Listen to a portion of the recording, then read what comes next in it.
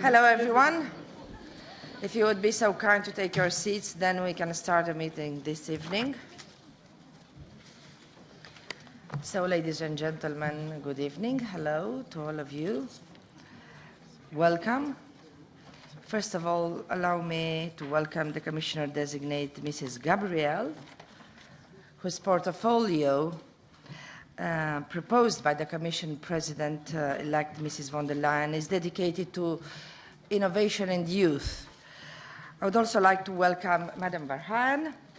She's the chair of the Committee on Culture and Education, and the members of the Committee of Culture and Education, with which the hearing is being held jointly, so it will be an ITRE and CULT hearing this evening.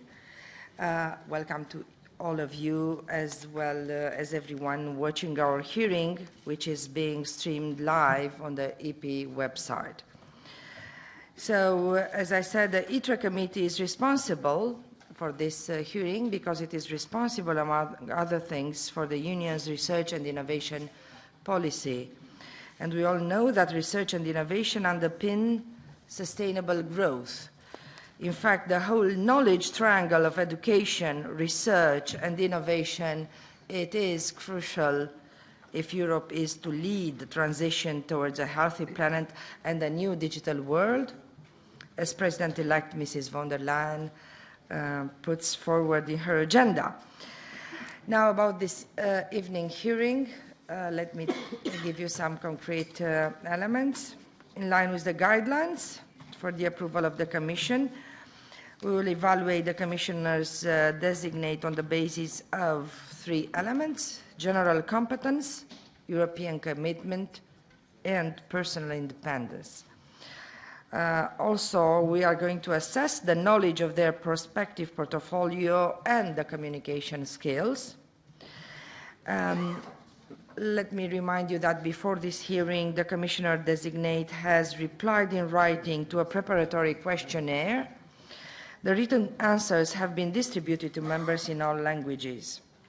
And in the case for us today, the Committee on Legal Affairs has raised no objection to the holding of this hearing. The debate will be structured as follows. First, we are going to hear from Madam Gabriel for 15 minutes. Of course, she will have again 5 minutes at the end of the meeting for closing remarks. After her introduction, we will have time for 25 questions from the members of the both committees.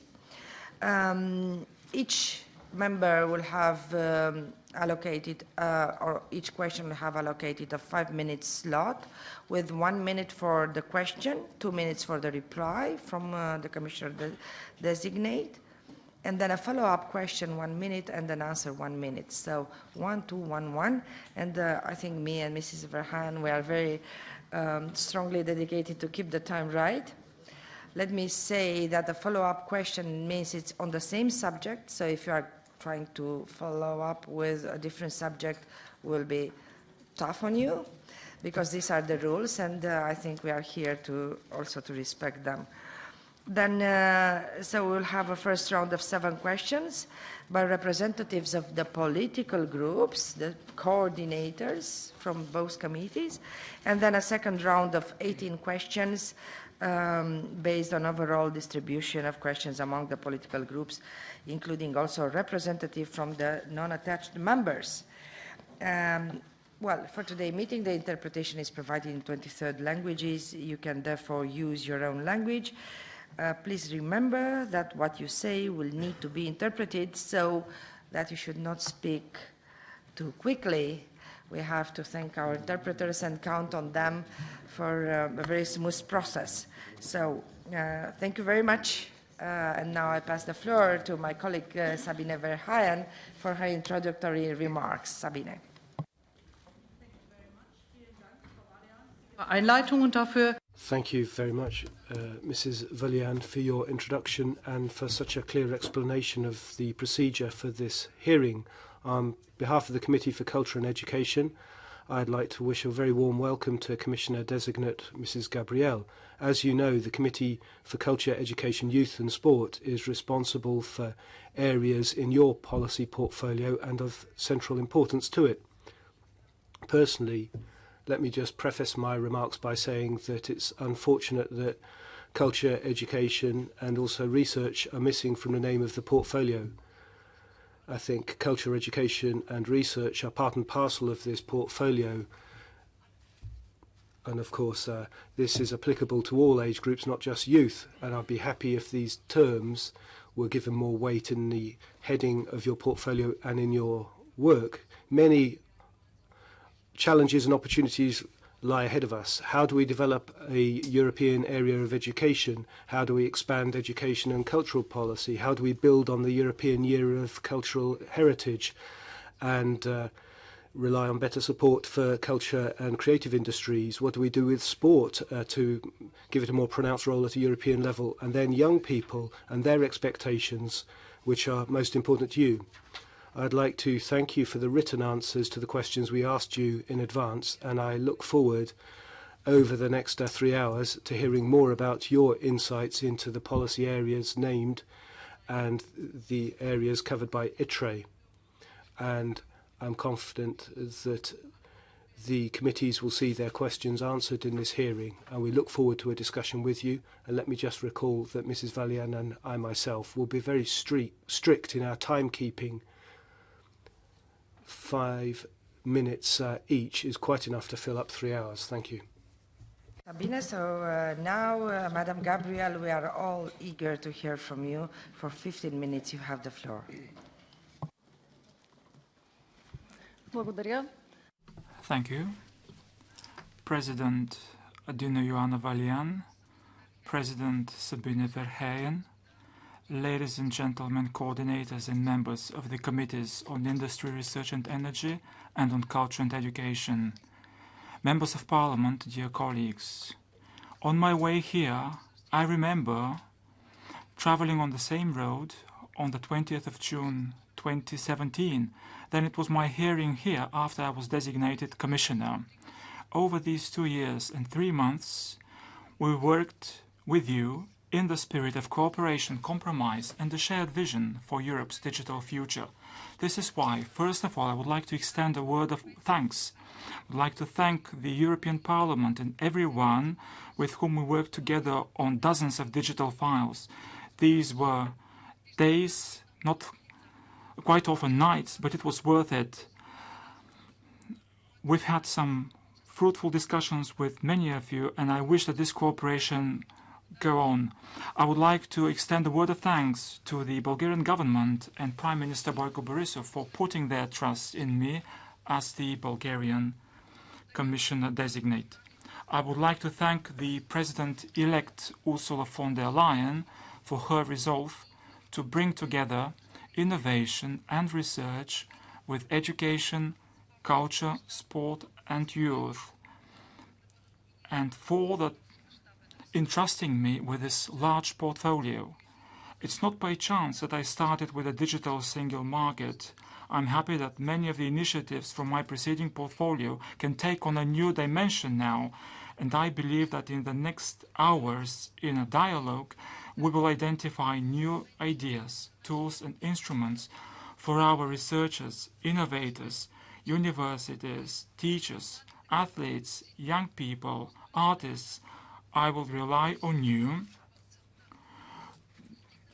to try to achieve the same goal, to create a European space of science, education, innovation, culture, sport, which will come up to the expectations of young people, our citizens. In this spirit, I will remain true to my approach, people at the center of policies, making no distinction between big and small. No one should be left behind. I would like to build upon all this with thinking out of the box. Immense honneur pour moi, et c'est avec beaucoup d'humilité que je... It's a great honor for me, and I'm sitting before you humbly today as the candidate for the position of member of the European Commission in charge of research, innovation, education, culture, youth and sport. For me, this means undertaking a new partnership which I hope will be as sustainable and strong as during my previous term. This partnership, something I want to build on as part of continuity of the commitment entered into with you at my last hearing, working for a more inclusive Europe, not leaving any of our citizens behind. And think, first and foremost, of millions of young Europeans who are threatened by poverty and exclusion. The portfolio that the President-elect has in mind for me is essentially innovative. It stretches from basic research to the dissemination of our cultures, promoting innovation, education, sport for all, and of course European youth, which is our most beautiful asset. It incorporates such prominent programs as Horizon, Erasmus, Creative Europe or Discover EU. This forms a consistent whole, and we need to build up the synergies we need to make it all work. The common denominator amongst all these areas is that they touch on citizens in their daily lives. It embodies a Europe of talents, but also a Europe of hearts. A Europe of talents, since for the first time the policies in the knowledge triangle are all being brought together in the same portfolio: education, research and innovation. These are also the vital prerequisites for growth and sustainability. They're equally vital for the ecological, social and economic transitions that we must bring about if we're to rise to the challenge of climate change, technological and demographic trends. These talents are ones you're familiar with. I'm talking about our researchers, our teachers, our students, our business people, our innovators. This Europe of talent forms a harmonious whole with the Europe of hearts. The hearts that inspire our young people, our artists and creators in all their diversity. Our sports people, whatever their event may be, whatever level they play at, or our rich cultural heritage. Now, I would like briefly to list some of the challenges that we all face. First of all, we have to preserve Europe's position as a world leader in science. We account for 7% of world population, but 20% of research and development in the world, and a third of high-quality scientific publications are brought out in Europe, more than the US and China, who are catching up with us fast. It's essential that Europe preserve its leadership because this is research which provides the raw material for knowledge. We have an excellent example in the JRC, and this challenge goes hand in hand with a paradox.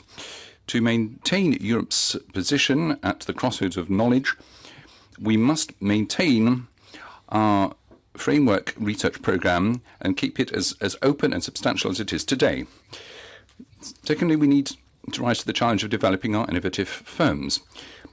Europe is burgeoning with young, new firms, but it's hard for them to develop. A business which is forced to move to develop takes innovative solutions and jobs with it, as well as its social and economic impact. The creation of a new European Innovation Council to back up the European Institute for Innovation and Technology is a response to this challenge. We must now ensure that the necessary conditions are met for our innovation community, our startups, our SMEs. The third challenge is to change widening into sharing. The fragmentation in research and innovation is a fact. With a few well-known exceptions, all too often what we're seeing is a vicious circle of low local investment, low wages and a brain drain. There's no easy fix, but trends are encouraging. The fragmentation is gradually being reduced.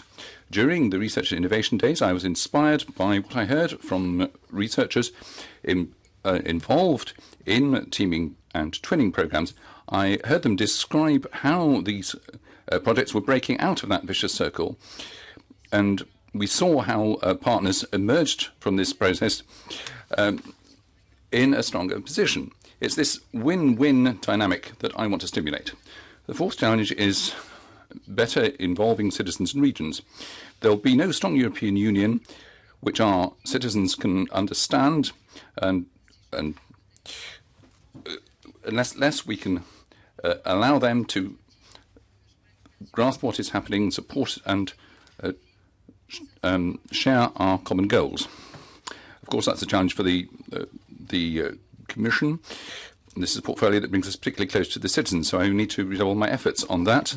And I would invite all of you to join me at town hall meetings, which I'll be very happy to organise in your constituencies.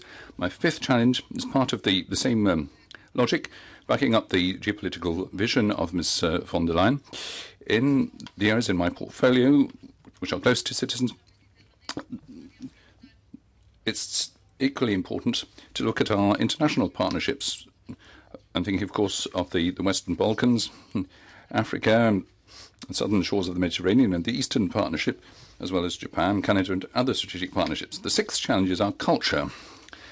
As was the case in 2018, the European Year of Heritage, European culture in all its diversity gets to the very heart of who we are. Our culture is the soil in which our common values grow, and we place human beings at the centre. By preserving our heritage, supporting our artists' creativity and promoting technological innovation, we will help build more united and peaceful European societies which will be stronger in an ever more unpredictable world. The seventh challenge is simply the challenge you face, maintaining our proposal for a substantial budget to cover all these fields in the next financial period.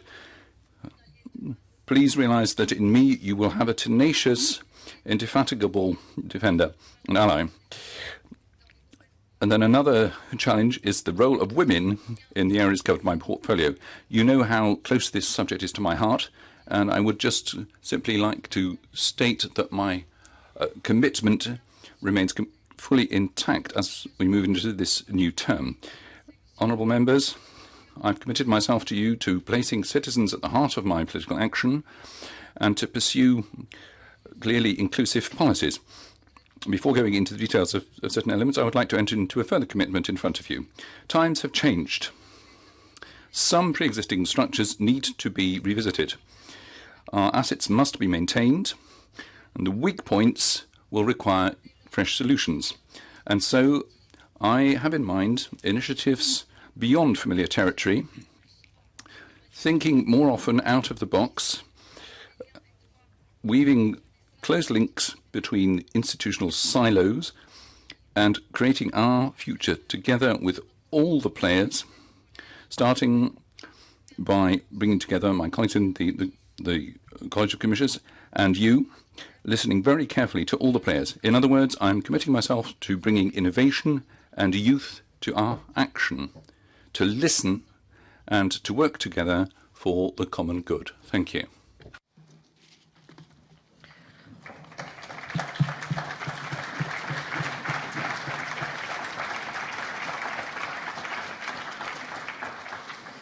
Thank you very much, Madam Gabriel. Now I invite my colleagues, coordinators in ITRE or CULT, representatives of political groups to take the floor. May I remind you, you have 1 minute for a question. Then Madam Gabriel will have 2 minutes for her answer. And if you want to follow up on the same subject, you have another 1 minute, and she will have another 1 minute to reply. We start with Madame Sojdrova. She is our coordinator in CULT committee representing EPP. Madame Sojdrova, you have the floor. Thank you very much for your presentation and for your comprehensive and concrete answers to our written questions. So, I agree with you what you wrote. Culture is Europe's DNA, and research and education belong together. That's why we, members of Cult Committee and other experts, citizens, are missing in the title these words: culture, education, research.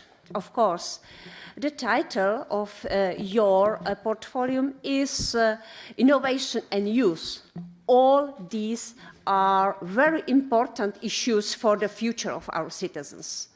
The title does not fully reflect the broad scope of your portfolio: education, youth, culture, research and sport. So, how will you ensure that you will give all policy areas the necessary attention?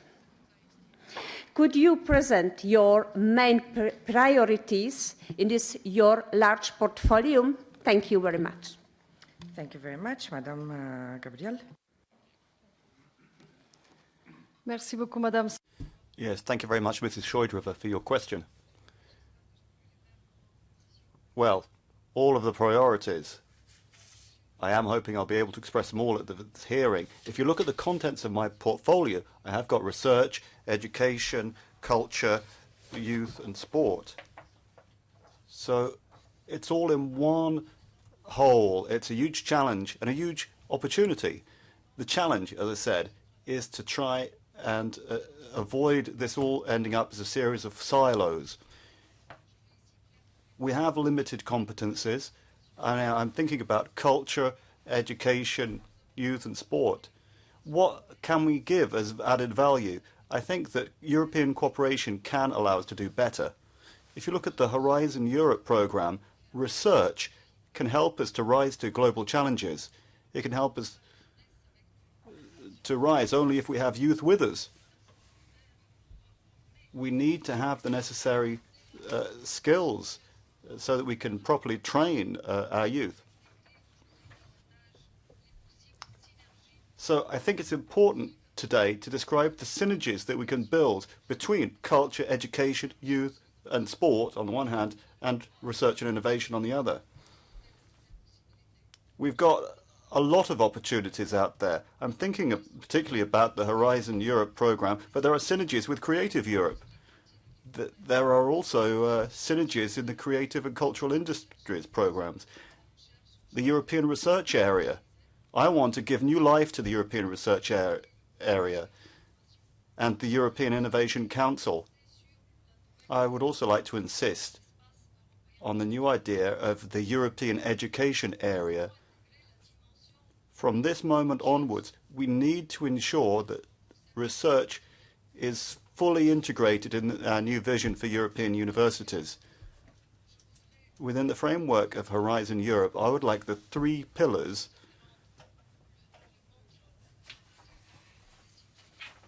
can be seen as examples for citizens. And in the area of education and culture, we should be putting forward ideas that can excite our youth. Suivant, question, oui. Merci beaucoup pour... Yes, thank you very much. Thank you for your response. I have a question about the budget as a follow-up. You may be aware that the European Parliament has 3 times proposed an increase in the budget for Erasmus+.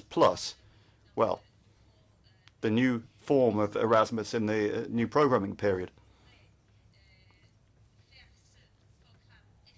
How do you want to make this program effective?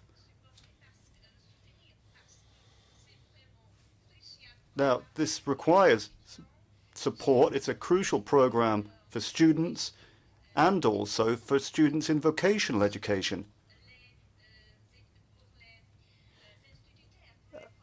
And it's also essential for teaching staff as well.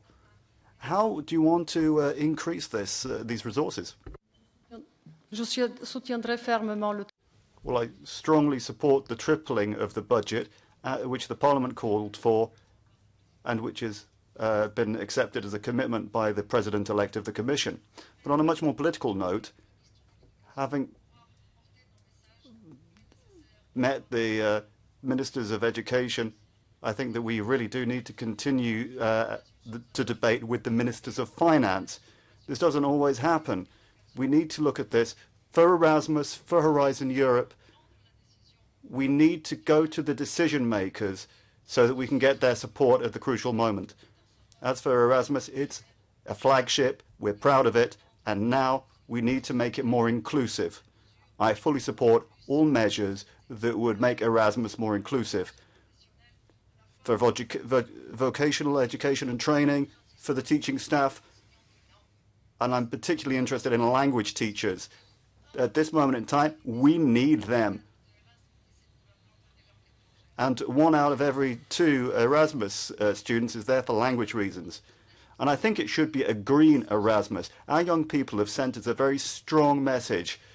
The environment, changing habits, we need to have some real ideas out there. Merci beaucoup. Now our next speaker is Mr. Nica. He's the coordinator of S&D in ITRE. So Mr. Nica, 1 minute the question. Thank you, Madam President. Madam Commissioner-designate, good evening, welcome. I'm looking for hard and fast answers.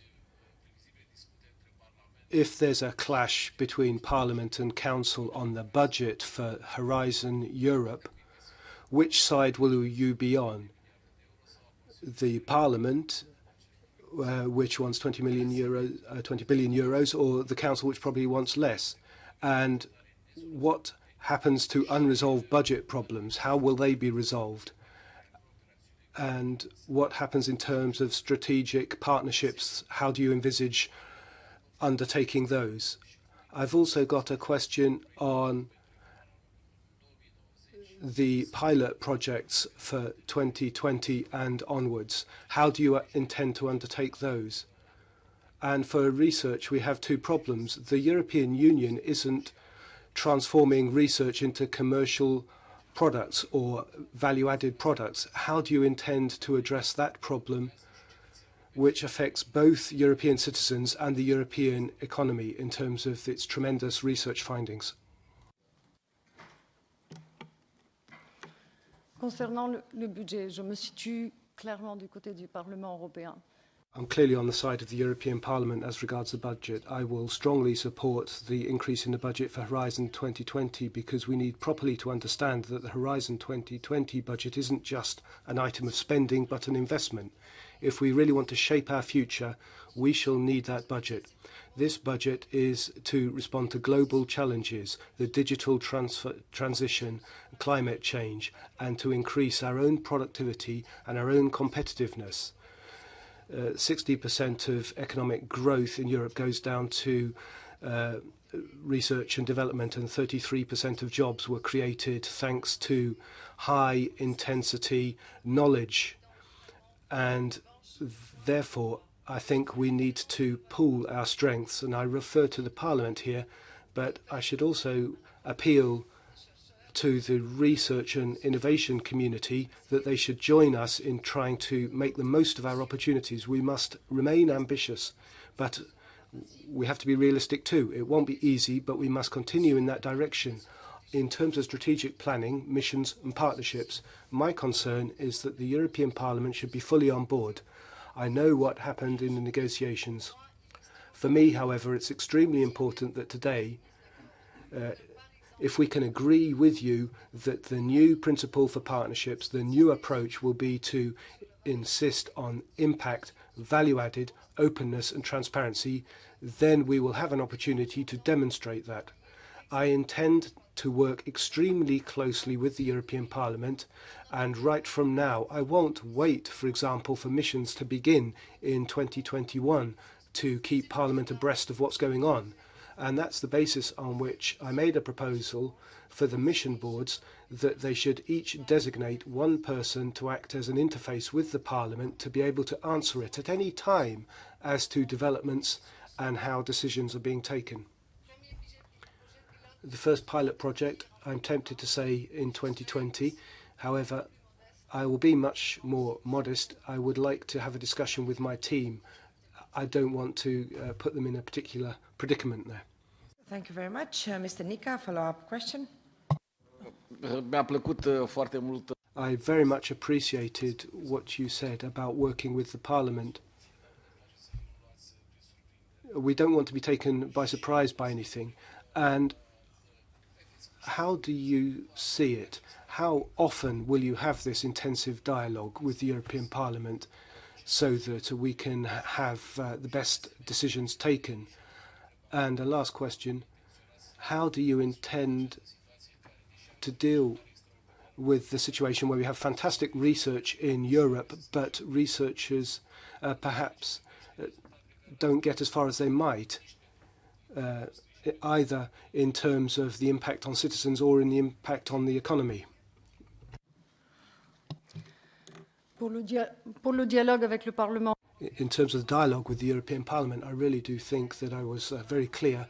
It will be an ongoing dialogue and will begin at the earliest point. In terms of implementing research findings, I think we need to look at what we've already put into Horizon Europe and Horizon 2020. Here I'm talking about the European Innovation Council. If we want to move on so that research becomes a disruptive technology or becomes a breakthrough technology, we must support them. And that is done now in the European Innovation Council, but that will need to go on. I would also like, as you say, researchers are innovative, and our innovators need to ensure that their research gets somewhere and they get some results. We've got to work on this. I'm thinking about how the European Research Council could be involved in missions in the second pillar of Horizon Europe. Today, we're all in agreement that the missions, as we defined them, will be a public good. We must persuade citizens that for them it is necessary and useful, and I will ensure that that synergy is there. And then lastly, to take it further, I would like to dwell on the possibility of having an information campaign ensuring that science meets young people, science meets the citizen. And for that reason, I shall organise a Science Meets the Regions, a Science in School initiative, so that scientists can show their results to young people and inspire them to embark on that path.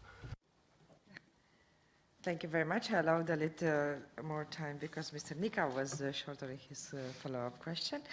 Now I invite Madame Farang. She is the coordinator from Cult Committee from Renew Group. Madame Farang. Le renforcement de...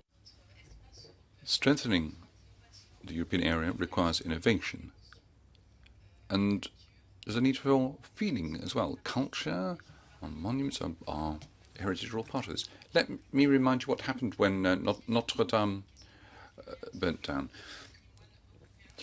Now, European heritage under your portfolio is being affected by many changes, and the same applies to those working in the sector. Taking stock of European heritage and European policy must therefore take many forms. You need to draw inspiration on the past while projecting into the future. Protecting heritage and making it accessible, going digital, pooling knowledge and the ability of craftspeople. Well, how do we reconcile traditional crafts with new audiovisual technologies? So how do you envisage preserving heritage and protecting it? Ms. Gabriel, I agree very much with you. Cultural heritage is something very important to us.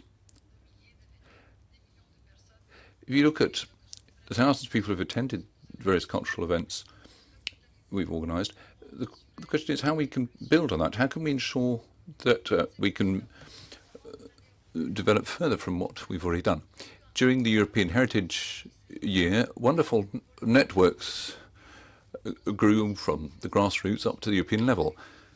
Now we want this Cultural Heritage Forum, and that's going to be meeting for the first time on the 15th of October, and I would invite MEPs to come along and take part in the talks there so we can see what its starting line will be. And then, of course, I will devote attention to the digitalisation of our cultural heritage. It's absolutely vital. On the third digital day, I was behind an initiative on digitalising our cultural heritage. Less than 10% of the heritage has been digitalised up until this point, and there are efforts to be made vis-à-vis the member states on that front. As far as digitalisation is concerned, I would also refer, of course, Il est nécessaire de rendre cet espace plus attrayant pour we need initiatives that are more attractive to young people and those with more problems obtaining access to culture. I'm going to think long and hard about how to increase the accessibility of European culture. When you have a vast swathe of European public opinion saying they never take part in cultural activities, I'm horrified. So the first pillar of our cultural policy has to be inclusive accessibility. Digitalisation is one way of doing that, but new partnerships are another. I have in mind partnerships with European innovation capitals, for example. If you look at the cities that apply for that, most of them have projects involving access to culture. I'll leave it there. Merci beaucoup, Madame Gabriel. Je sais qu'il y a beaucoup de choses à dire. Question? Merci pour cette question, pour cette réponse. Thank you for that reply. I'd like to return to the digital element you mentioned. I'd like to pick up a point regarding the distribution of portfolios, the division between culture and digitalisation. As you've mentioned, the digital sphere holds out great prospects and challenges for the cultural sector. And I have in mind the opportunity of bringing about the emergence of a European media sector. Sadly, that doesn't seem to be part of your mission letter. So what role might you play? What will your relations be with Sylvie Goulard, the Commissioner-designate of that area, to ensure that the needs of culture are borne in mind above and beyond networking and the more industrial development facet of this? Can't we have a proper full-scale European policy on this? Déjà, c'est le cas avec la... Well, that's already the case with the current Creative Europe programme. I was in charge of media, well, another culture, when another colleague was given the culture remit. That didn't stop us cooperating very closely, and I'm sure the same would apply with Ms. Goulard. I'm also giving serious thought to synergy within my portfolio. There's plenty to be done there. When we talk about the media and culture, for example, don't forget that in the forthcoming Horizon Europe programme, under the second pillar, global challenges, and we're going to be looking at cultural inclusivity. It's going to be important for me to see what we can do there. Similarly, if you look at creative innovation labs as envisaged under Creative Europe, we'll see how we can get synergy going there. That has an impact on the media sphere via the projects we're currently financing, digital developments, new types of communication have emerged. There is a dark side too, that it's not all positive. Creators I've talked to during our work on copyright know what I'm talking about. So the time has come now to work out the lines that will guide our work. The chair. Thank you, Ms. Gabriel. If there are any points that have not been covered yet, you can perhaps come back to those at the end. Madame Yennebu, she's the coordinator of Greens Group in Culture Committee. You have the floor for 1 minute. Merci. Madame Gabriel. Yes, thank you very much. Good evening, Madame Gabriel. Well, Europe doesn't have one history, way of life, or culture. You said that you're going to respect diversity in Europe's cultures. Europe draws its wealth from diversity. However, it seems that some cultures are often either despised or underrepresented. That can include those who've come from former colonies or from other countries. Those who come from suburbs or who live in the countryside often have trouble accessing the Commission's sport and culture initiatives. So it's a double question. What can you do to ensure that all of our diversity finds its place in Europe's cultural programmes? And secondly, will you create a programme that will allow our forgotten territories to have privileged access to programs in the area of culture, innovation and sport? Merci beaucoup pour vos questions. Yes, thank you very much for your question. Well, cultural diversity is indeed our wealth. So that's why we want to use all of the instruments available and all of the forms of cooperation. If you look at the Erasmus program, you'll note that there are programs that work on forgotten cultures, minority languages, regional languages, and there are even digital tools. I'm thinking about a digital app called Minority Languages for traveling. So it will give you the 100 to 1,000 words that would give you access to culture. I think that there are ways we could respond to these challenges using new technology to try and reach out to more people. And of course, I would like to see a much more inclusive Erasmus+. For the next program, we've decided to open up the program to small organizations that can build partnerships at the small scale. They can increase their chances of seeing themselves selected to be part of a project. Under the sport chapter, there's new possibilities. That's something we can bolster. The sport part can be very effective for integrating migrants, for example. We've got programs underway and also on prevention. That's to say, preventing young people from being radicalized or from finding themselves dropping out or falling behind culturally. So we would like to ensure that Erasmus could be used to promote these kind of projects. I'm not going to talk about giving priority to certain areas, but I would like to ensure equal access for everybody. We've sent out a clear message, and I think now we need to fill it with content. A follow-up question, if you have one. Oui, merci. Alors, j'ai bien compris que... Well, I've understood that you agree with the idea of a European multiculturalism, but how does that fit in with Mr. Shinas's portfolio about the European way of life, which kind of suggests that one single way of life could be envisaged and it requires protecting? So what kind of diversity does that reflect? En général, je me méfie de tous les ismes. Well, I'm skeptical about a lot of isms. Rather than multiculturalism, I talk about cultural diversity. The Vice President-designate, Mr. Shinas, for the European way of life, well, together we have actions that can allow us to not protect a way of life in a negative sense, but rather send out a message to say that we're all part of one community, so that we feel closer to each other, that we feel a sense of belonging. That's the kind of participation that our young people would like to see. As for education and culture, there's going to be a lot of projects. I'm thinking about the European Year of Solidarity in particular, or the European Solidarity Corps, rather. Isn't it exciting to see young people going out to work with migrants, Roma communities?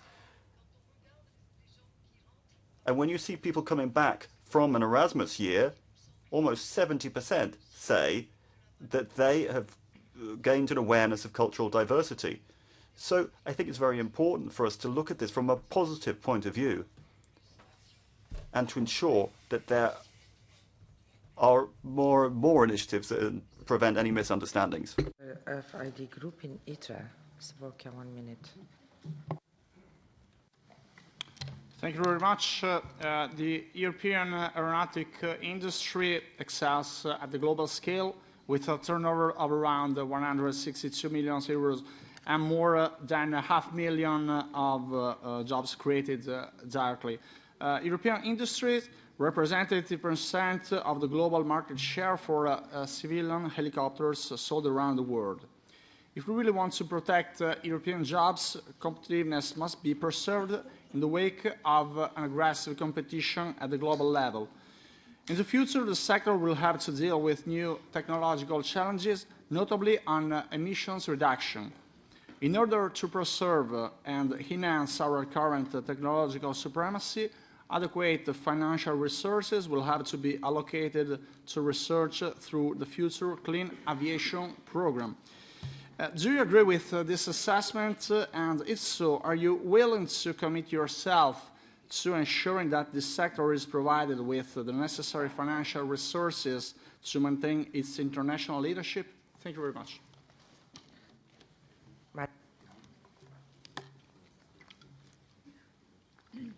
L'aviation fait partie de ces secteurs.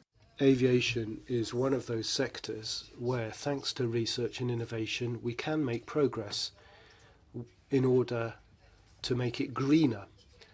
And here I'm referring to the history behind the Clean Sky programme. It's a programme that has helped us come on in leaps and bounds. It's a programme which in its phase 2 aims through innovation to reduce emissions to 20 from 30% thanks to the aircraft used. And under the Clean Sky 2 programme, we have an institutionalised partnership. So that's Articles 185 and 187 of the treaty. The aim is to get the findings out by the end of the year from this research, but I can reassure you no decision will be taken without the Parliament being kept abreast. And that's important for me. It's important to recall that the partnerships that we want to select are ones that have an impact. Partnerships which are important to each and every one of us, and partnerships which help us fight global challenges. I would make no presumptions as to the final decision, but yes, I can confirm that aviation is part of the partnerships that have been proposed for the forthcoming period. Thank you very much. A follow-up question, Mr. Borka. Please, how do you plan to involve small and medium enterprises into the roles of European high technology? Gabriel?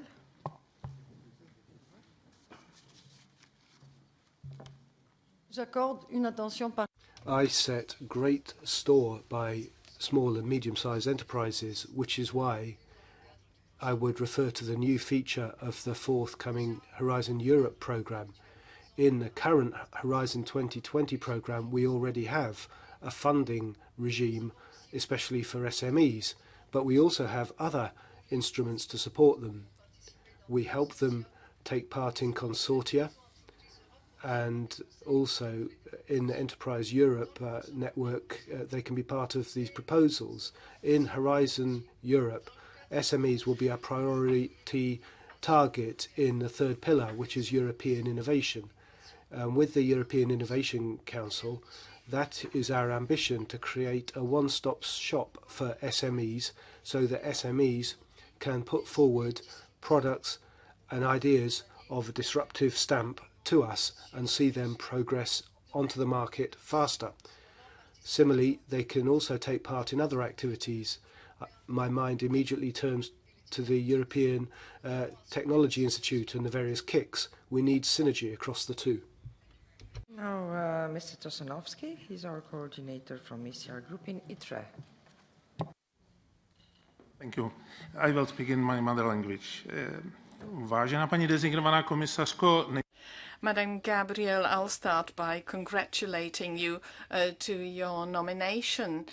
I see it as a clear appreciation of your hard and excellent work during your previous term. My question: as we were negotiating Horizon Europe, I and my colleague managed to introduce the reference to what we call transforming regions, which will exist where we still see a high consumption of coal. How do you see the importance of science research and supporting the transformation, which otherwise would be a problem for Europe if it didn't happen? Will you be supporting these kinds of projects as you will be preparing your strategic plans and work programs? Oui, je soutiendrai ce.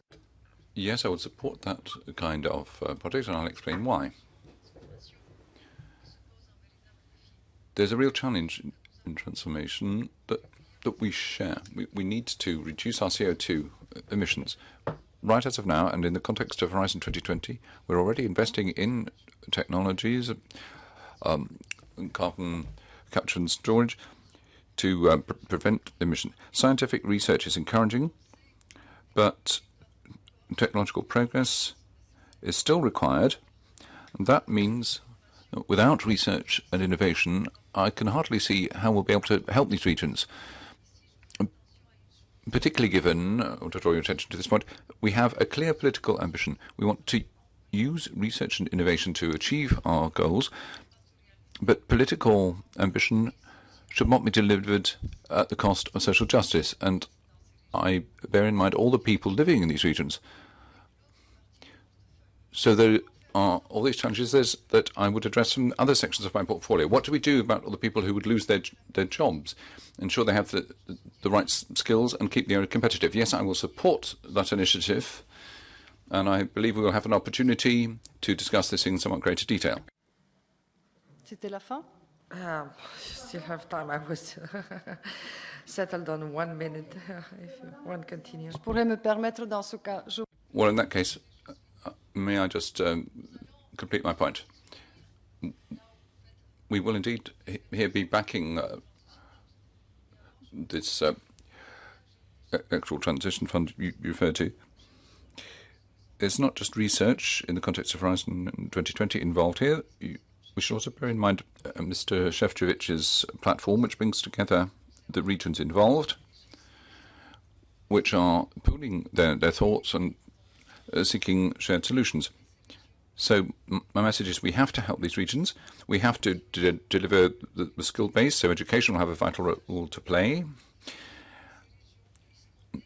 Training. We must ensure that these regions have the resources they need so that they don't lose all their competitiveness. Thank you very much. Mr. Tosanovsky, a follow-up question. Ještě doplňující k Horizonu. Yes, a sub-question, also on Horizon Europe, but from a little bit of a different theme. To which extent do you want to support the space projects within Horizon, like Galileo, EGNOS and Copernicus, which are the source of a fantastic European infrastructure and are a brilliant opportunity for young researchers, for startups, for the creative industry? It's a fantastic opportunity for the future, and it's something Europe can be proud of, and it's one of the biggest achievements what I see in Europe. L'espace, les services spatiaux. Space services are of strategic importance to Europe. 10% of the Union's GDP is linked to this. As you've just mentioned, Galileo and Copernicus are real EU success stories. They show that thanks to the investments we've put in under the 6th and 7th Horizon framework programs, we were able to achieve real successes. So, of course, I'll be supporting them, particularly given that the potential they hold is huge, particularly when it comes to new technologies, and also, above all, because these new services open up new markets with new applications. I have two things in mind here. Precision farming. Space services can be extremely helpful to us there. The other being managing natural disasters. They'll be very helpful there too. As you know, this is covered by Commissioner-designate Gabriel's portfolio. For my own part, I want research and development to be properly borne in mind when this policy is fleshed out. Thank you very much. And then is Madame Matias. She's our coordinator from GUE in ITRE committee. 1 minute, Madame Matias. Muito obrigada, bem-vinda, Senhora Comissária Indigitada. Thank you. Welcome, Commissioner-designate. I'll put three very brief questions to you. First of all, on Horizon Europe, you already mentioned that Parliament hasn't always been fully involved with the specific programmes. We have the EIT now and the Strategic Agenda for Innovation, which have been tabled. The Commission's proposal hasn't provided Parliament with the guarantees it needs to be involved. So a very direct question for you. With respect for Parliament. Are you prepared to withdraw that proposal and table a new one that will give Parliament its proper powers as a co-legislator? Secondly, protecting human and social sciences. The Commissioners was underplayed that. Parliament was keen on this. How are you going to ensure that they're no longer omitted, given their crucial role?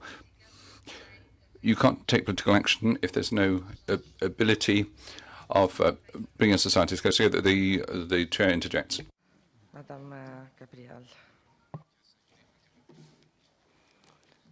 Merci beaucoup pour vos... Thank you very much for those questions, Ms. Matias. I had an opportunity to give a few pointers towards that, but let me reiterate that I would want Parliament to be fully involved on the key points of the strategic plan, as well as the missions and the partnerships and international cooperation. And so, as I was saying, as far as I'm concerned, it's extremely important to keep you abreast of developments. When we mentioned strategic plans, we agreed that we need to pinpoint together the projects that will provide real added value for the Union and rise to such challenges as climate change or digitalisation. I wish to reassure to you my full availability to work with you. We've already started consultations, and I'll try to ensure that you get proper replies. On the proposal regarding the European Institute for Technology and Innovation, we propose to recast simply for the sake of visibility. It was part of Horizon 2020. It's going to be part of Horizon Europe, but we mustn't wait till the last minute. There were already substantial changes made in 2013. Now we need to retweak this again so that we can move smoothly from one programme to the other. I cannot preempt the decision that will be taken. You know that the possibility is there within the political programming decisions of the new College of Commissioners to decide which programmes will remain and which may be withdrawn. But thereafter, the roles of Parliament and Council as co-legislators will be fully respected. As far as I'm concerned, the important thing is to remain available to you, and I will assure you that I'll be working closely to ensure that we get a good regulation which will make it possible for the EIT to carry out its goals fully. And they're very closely interlinked within the knowledge triangle, education, research and innovation. On social sciences, let me be very clear about this. I want them to be part and parcel of Horizon Europe right from square one. They should be in the first and third pillars. I don't want to separate them out in a silo. They need to be fed into the equation on every occasion where we decide to innovate in the third pillar or where we have missions under the second pillar. Very much. Follow up, Madame Matias. Obrigada. Thank you. Like other colleagues who put follow-up questions that actually had nothing to do with the previous questions, I'd like to add my third question, which is to do with respect to human rights. Under the Union's financial rules, the financial regulation, under Program 73, it says that any finance has been investigated if they come from organisations who've been involved with flouting of human rights. Millions have gone to the Israeli military industry, and very recently an agreement was signed with Morocco, which, as you know, has been occupying the territory of Western Sahara. How does the Commissioner-designate intend to protect human rights and prevent public funds being handed over to firms which have actually been accused of committing human rights offences? This kind of the third question, but I didn't hear that. So, Madame Gabriel. Une seule manière. There's only one way to do this. There has to be total respect for the rules. In other words, as soon as we're informed that something is going wrong, we will refer strictly to our ethical principles and enforce the decision. I'm not aware of the details regarding Morocco.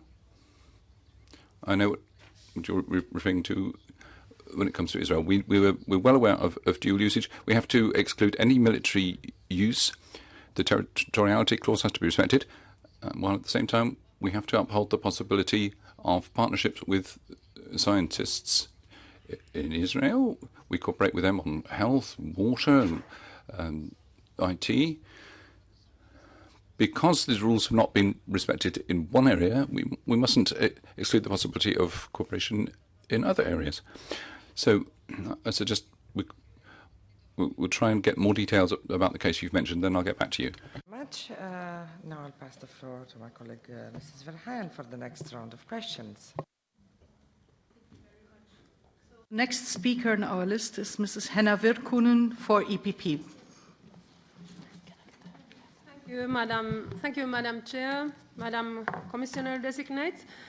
As we know, the Horizon Europe is crucial for EU's prosperity and sustainable development, and the implementation of this ambitious program, it will be a cornerstone of your time as a commissioner. And like you said, we started a new era of collaboration between the institutions within the establishment of the strategic planning process. The Horizon Europe program states now that the Parliament should have extensive exchanges on the strategic planning. And it was good to hear that you will seek our input on planet partnerships, missions, and the draft strategic plan. Of course, we all count on your experience as an MEP and commissioner to address our concerns as much as possible. You said that you are planning to have some kind of, or set up some kind of regular meetings on the draft strategic planning between Parliament and Commission. It would be interesting to hear what it could mean in practice. Commissioner Gabriel. Dans la pratique, comme je l'avais dit. Well, see, in practice, as you say, well, it's not just a question of sending documents and things like that. I think it's important that we have meetings where we deal with these kind of subjects so that we have a chance to maybe talk once a month to talk about what the different advances are. But that should be in the framework that you judge appropriate. I could meet the coordinators every month at Strasbourg. I could come to ITRE committee to inform you. I've also asked my own services to organise an information campaign. We want to go to every member state, present the new programs, and apply a country-by-country approach. That's to say, take into account the specificities of each country, talk about the different challenges for strategical planning, for example, working plans, implementation of partnerships. But I'll remind you that no decision will be taken without the consultation of the Parliament in advance, and you will be kept up to date with events. So in terms of missions, partnerships, we need to decide together what kind of programs we want to finance, institutional partnerships. These are the kind of things that we want to have in place at the beginning of 2020 so that then we can move on to implementation. Do you have a follow-up question, Mrs. Virkkunen? Yes, Madam Chair, about Horizon Europe. The budget of Horizon Europe has been mentioned already several times in here, but it's, I think, one of the main topics for this committee and Parliament, also I think for Europe, that we can increase the budget of Horizon Europe. And the Parliament is very committed to increase the budget to 120 billion euros, and it was good to hear that you are supporting the same goal. But of course, the member states are playing now the key role on this. And how would you intend to convince the member states to agree to this budget? I think it's the difficult question. And of course, I would like to also remind back in 2015, Horizon 2020 was cut by over 2 billion euros for the setup of the European Fund for Strategic Investment. And this time, the latest Commissioner's MFF proposal allocated 3.5 billion euros from Horizon Europe to InvestEU. How will you ensure this will also benefit researchers? And how will you make sure that Horizon budget will be increased independently from the other instruments? Mrs. Gabriel. Merci beaucoup pour ces deux questions. Well, thank you very much for those two questions. On the first part, well, I won't repeat what I've already said. I think that at this point in time, it's important to realize that we are not necessarily investing enough. And if we hadn't invested, we would have ended up in an unstoppable downturn. We can't miss the train with the next cycle of the economy. If we don't invest, our major competitors will. If we're underinvesting in research, education, innovation, then, I mean, remember that the worst thing is the lack of investment in companies.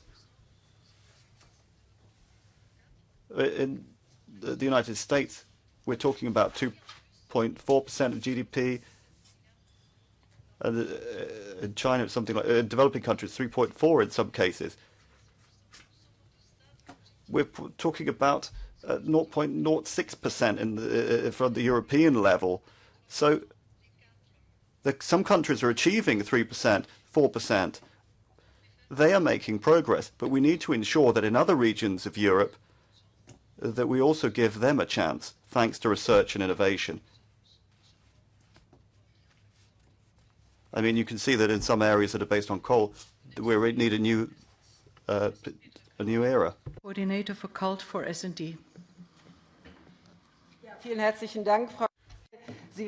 Thank you very much indeed, Mrs. Gabriel. In the future, you will have the responsibility of promoting the creative and cultural sector, and audiovisual media are part and parcel of that. And under the media programme, the Creative Europe programme, and the regulation of audio visual media, for which you've been a successful proponent and manager of so far, some of these responsibilities will overlap with the single market. How can you ensure that the future Commission will promote audiovisual media and content not just from the market perspective, but specifically from the cultural and societal role in an adequate manner?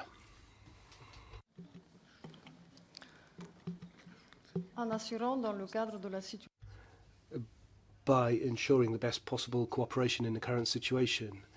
As I've had the opportunity to say, that was the case, and here we must sync our actions with Commissioner-designate Sylvie Goulard as much as possible. If you look at the Creative Europe programme budget, it's not that great, it's not that big, and what I would like to see is more synergy created with the existing possibilities under Horizon Europe.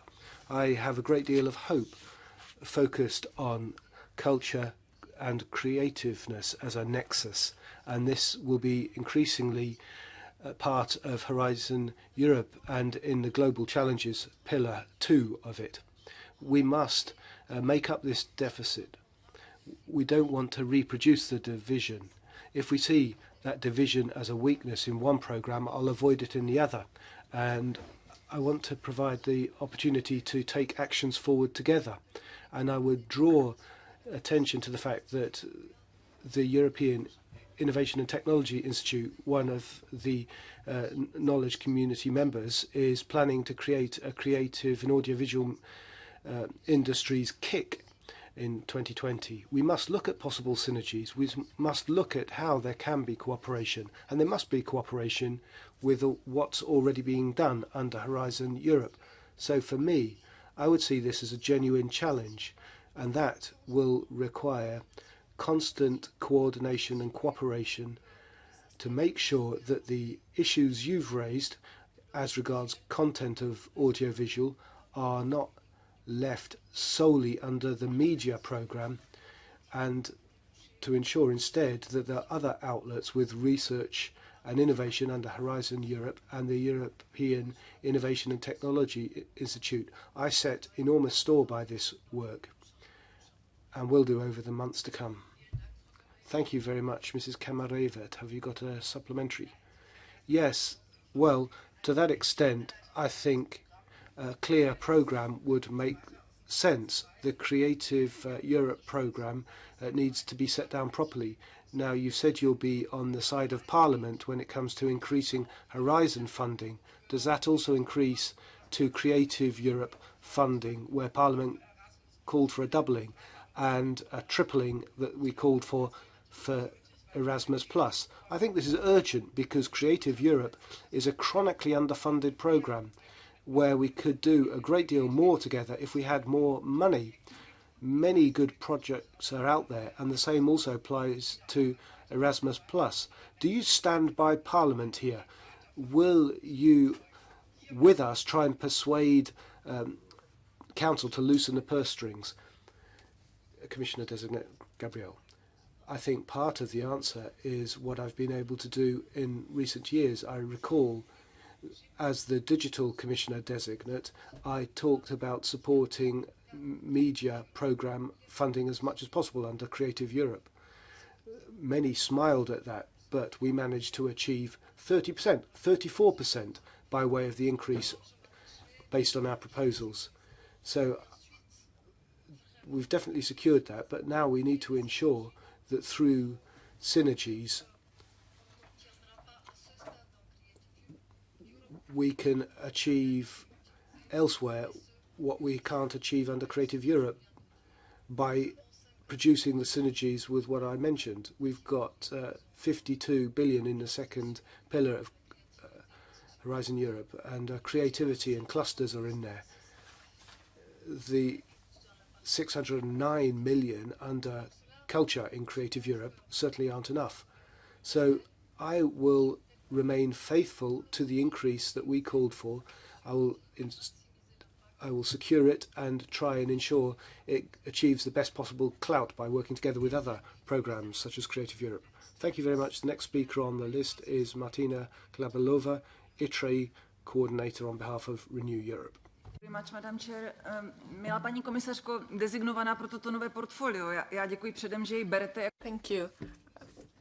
Commissioner-designate, I am glad that you take your portfolio as a challenge. I'm sure it will be one. You mentioned you want to do everything to support the talent and the know-how that we have in Europe, that we have a reason to be proud of. And you also mentioned that it shouldn't just be the big players, but also the small ones. Small and medium enterprises are the backbone of the European economics, and although in theory they were supported, in practice it was often mentioned that not that much was done. When you mentioned the third pillar of Horizon 2020, I would like to know what other initiatives and specific steps you plan to take apart from the money that you promised, and how much will you introduce in person?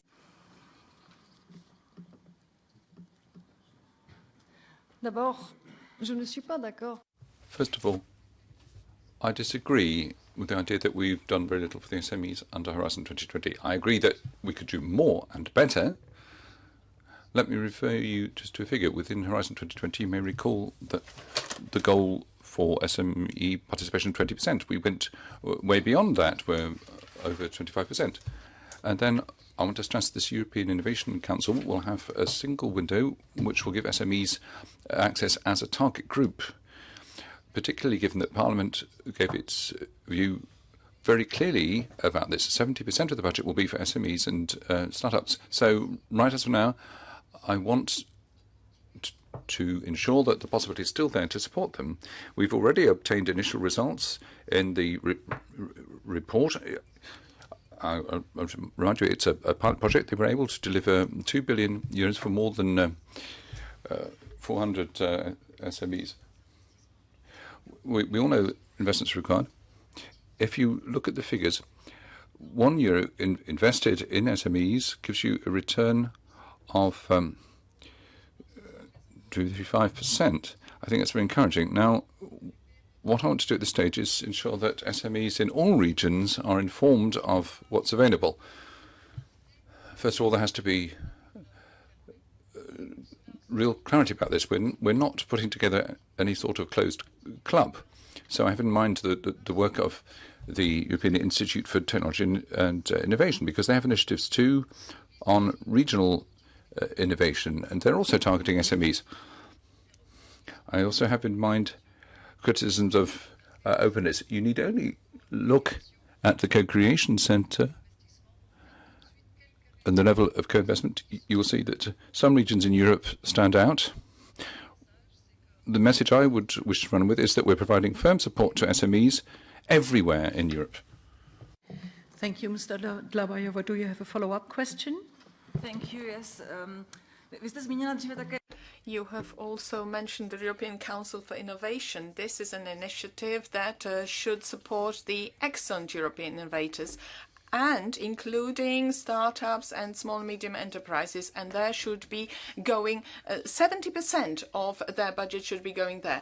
Now, if you think that there are 24 million small and medium enterprises, and that means 28% within our industry, is the 70% enough? And how do we know we can listen to them?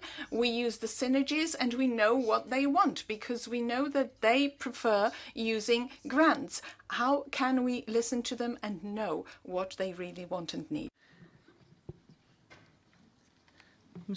Mrs. Gabriel, please. Je pense que Well, I think budgets will never be sufficient if we really want to live up to everyone's expectations. That's why I'm talking about synergies, but as well as other possibilities that we can use. There's not only the accelerator. The European Innovation Council is not the only thing out there. And there's SMEs will get more and more access to InvestEU. There are enormous opportunities out there. I think we need to continue to support them, not only to listen to their ideas, but also to give them the possibility of realizing their ideas. That's why I insist on maintaining our current financing and increasing it, to try and ensure that in Horizon Europe they can find partners that can listen to them and exchange know-how so that they can become part of a network. Of course, there's no miracle solution. We're happy with the EIC, we're happy with the one-stop shop for SMEs, but we remember you've got InvestEU and regional funds, and they will continue to provide support under the current framework, and it's very much appreciated. Next speaker is Peter Pollack, the Cult Committee for EPP. Ďakujem pekne za slovo. Vážená pani navrhovaná komisárka. Thank you very much. Commissioner-designate, I would like to ask you about education. I'd particularly like to inquire about three countries that segregate Roma children in many cases.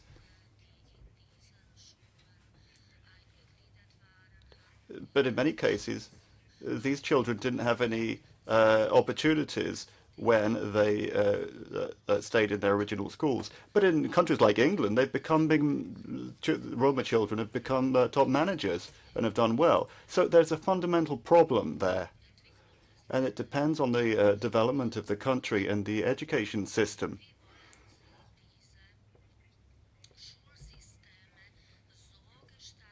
How do you want to design school systems to ensure that Roma children will get possibilities in life that will allow them to affirm themselves on the employment market?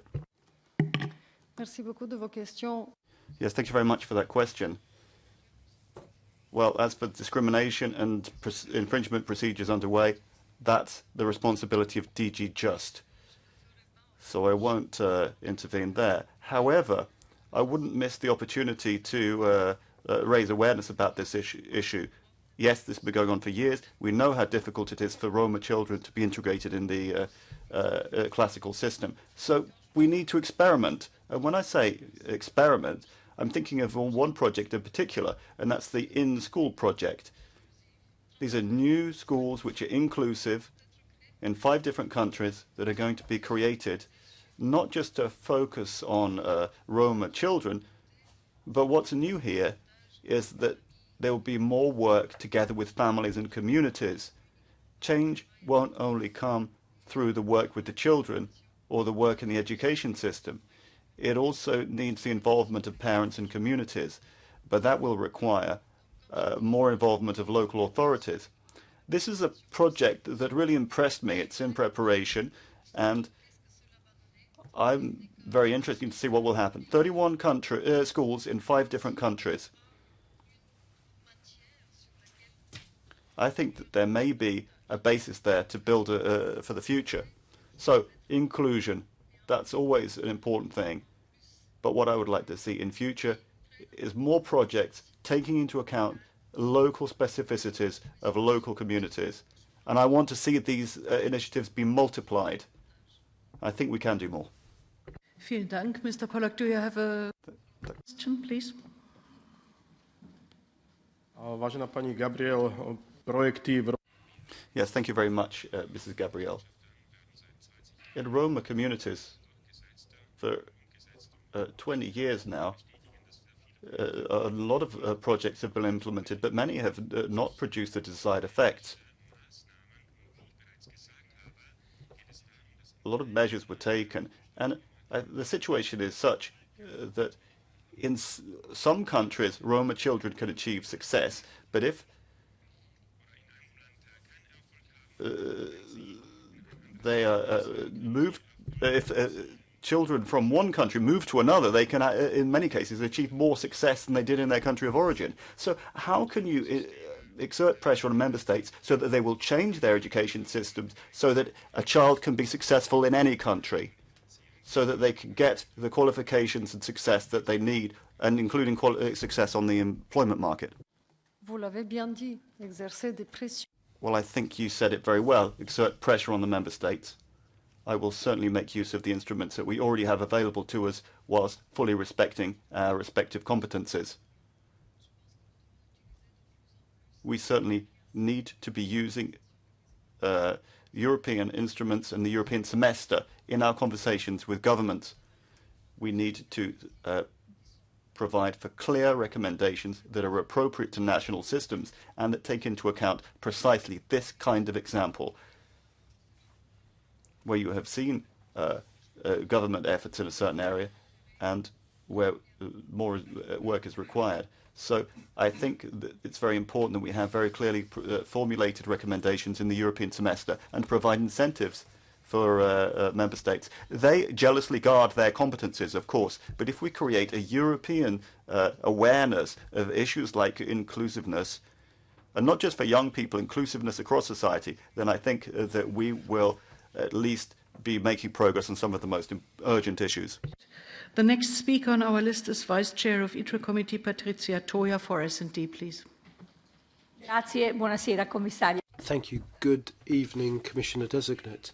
We said it's important to support increased support for SMEs and startups. Many projects have gone to market outside the EU and taken there by our competitors. How can you ensure we'll do as much as we can to avoid this valley of death for projects? And then on the use of public funds, certainly it's right to invest in products which are not yet ready for market, but I think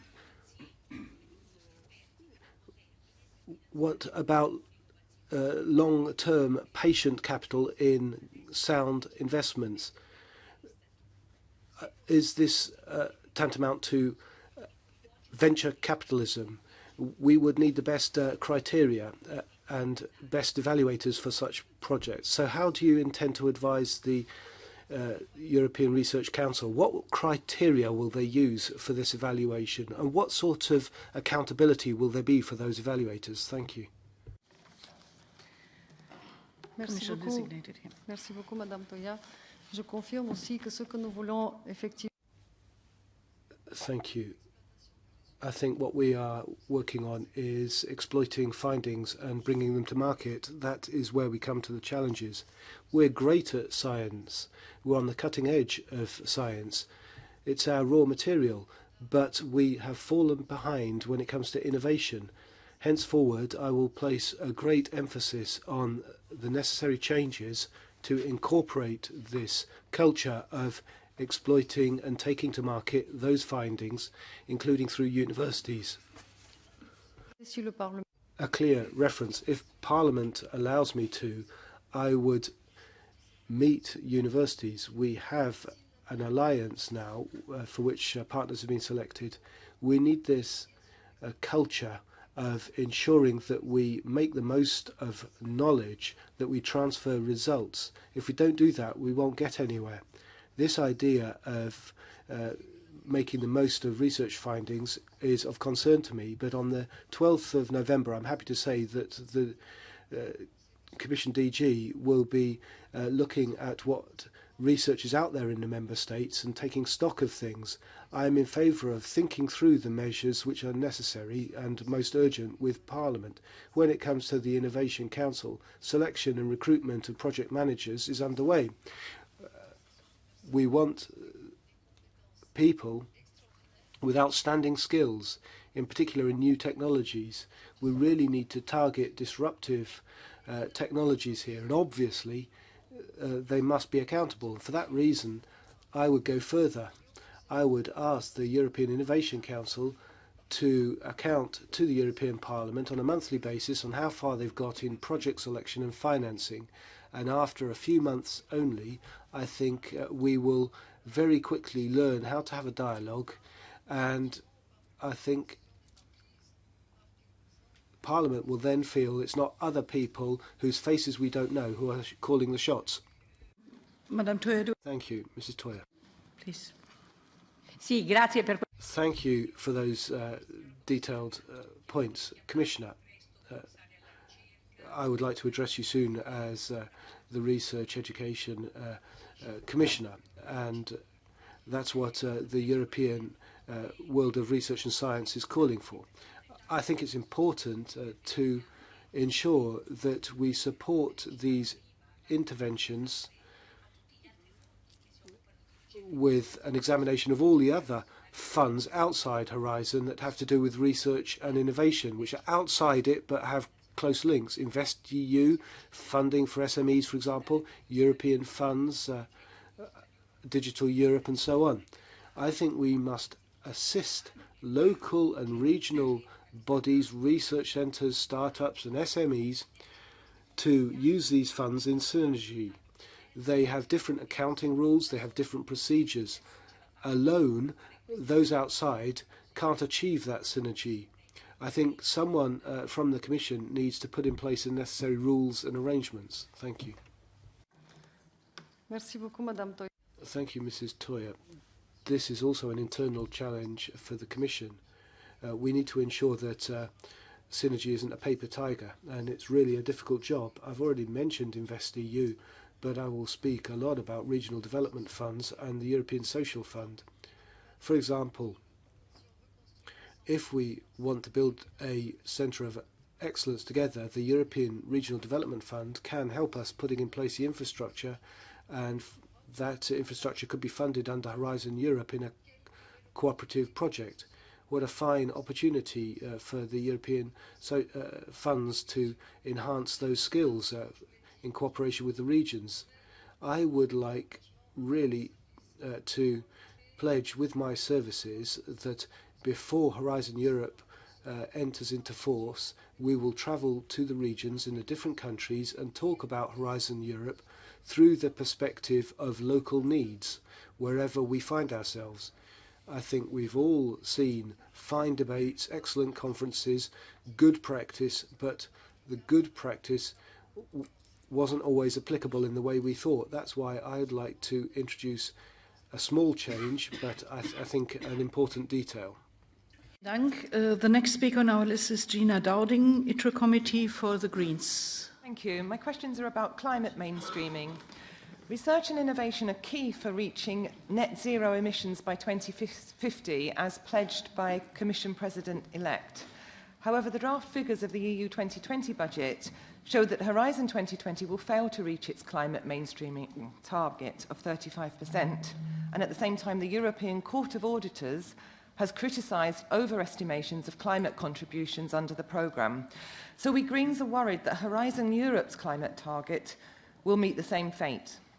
So, how will you translate the increased 2050 climate ambition to Horizon Europe in terms of concrete measures and financial means? Will you commit to stop funding R&I that is detrimental to climate, particularly fossil fuel-related R&I? What concrete measures will you undertake to make sure Horizon Europe actually reaches reaches its climate spending target of at least 35%, ensuring that it is not used as an accounting exercise, what specific mechanisms will you set up in case of a shortfall? Mrs. Gabriel, please. Merci beaucoup de vos questions. Thank you very much for those questions.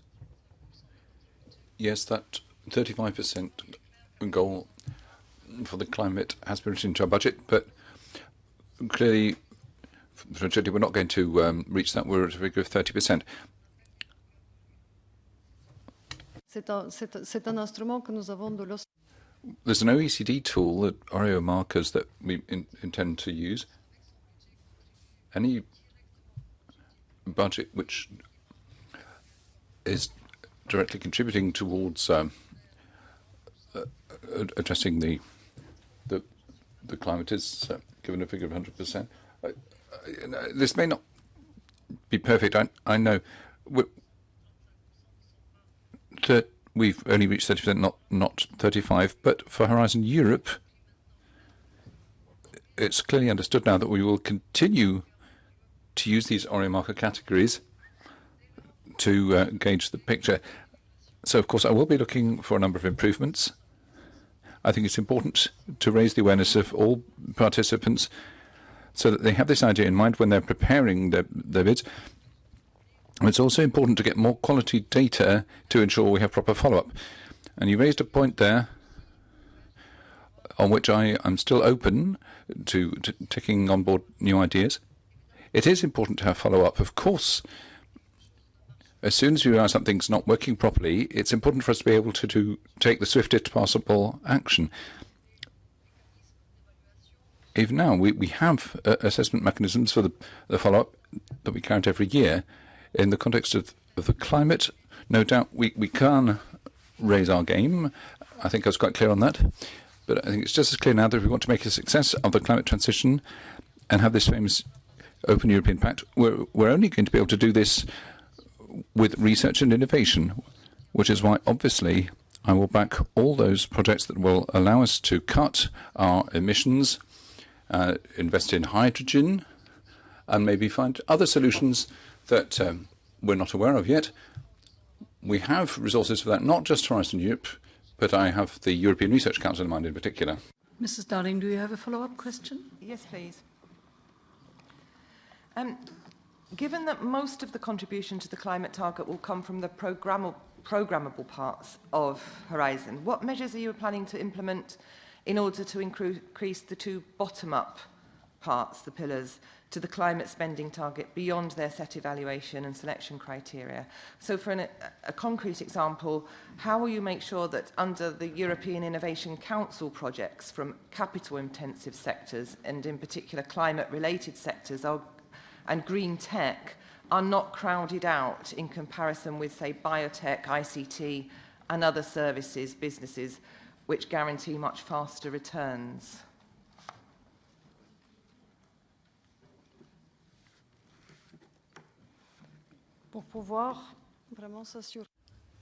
In order to ensure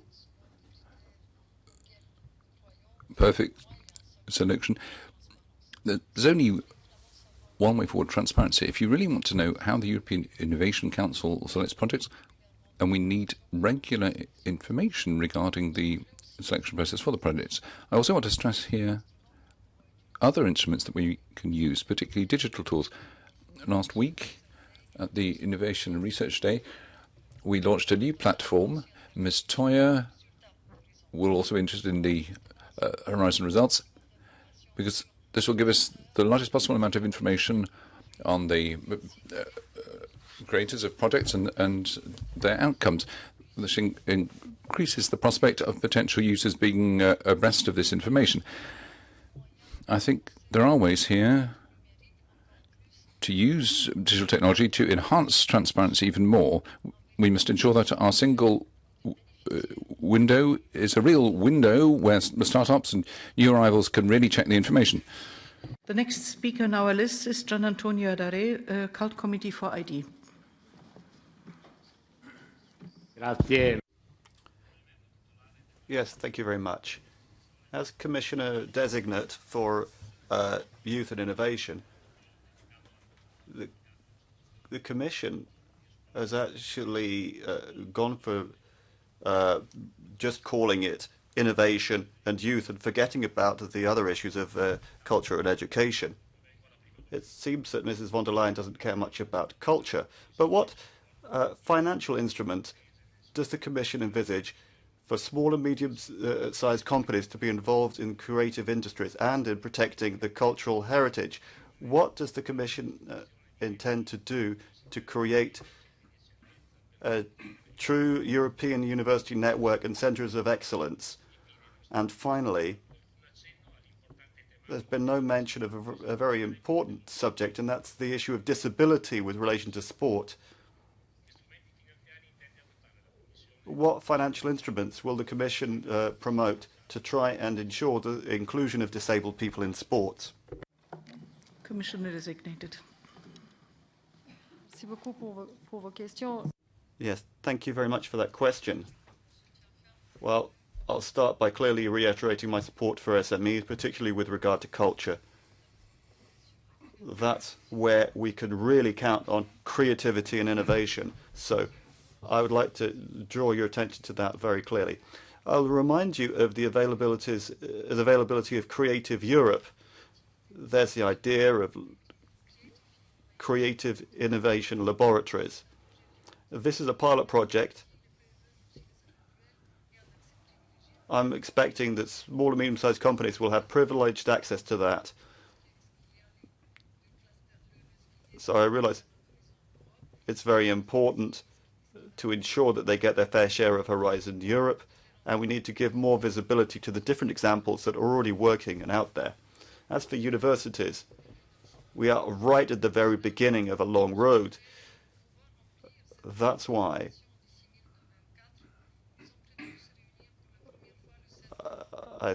we've got a first meeting coming up, and my question for the Universities Network will be, do you share a strategic vision, and are you all moving in the same direction?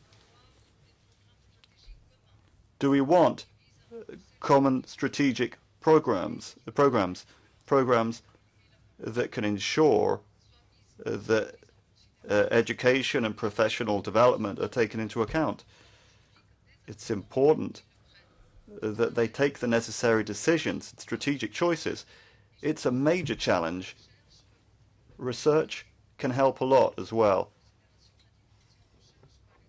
We need to consider the research aspect. We don't want to find ourselves in the position in 5 years where there's a kind of wall where you have the European research area on one side and the European education area on the other side. In the area of sport, I'm very open. My keyword is inclusivity. I want to ensure that people with reduced mobility can be included. It's important that we look at the Art City Award, and we can look at other kinds of initiatives as well. Gary, do you have a follow-up question?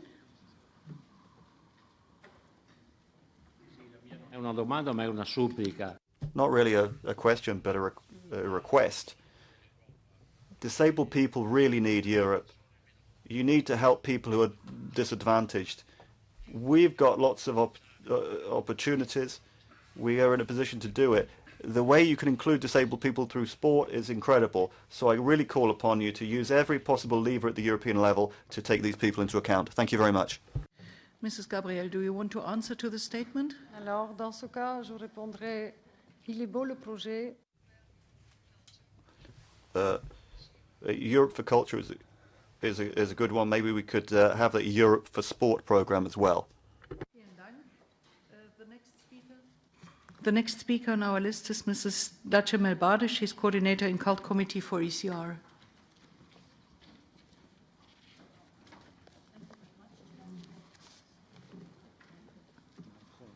No, you can hear.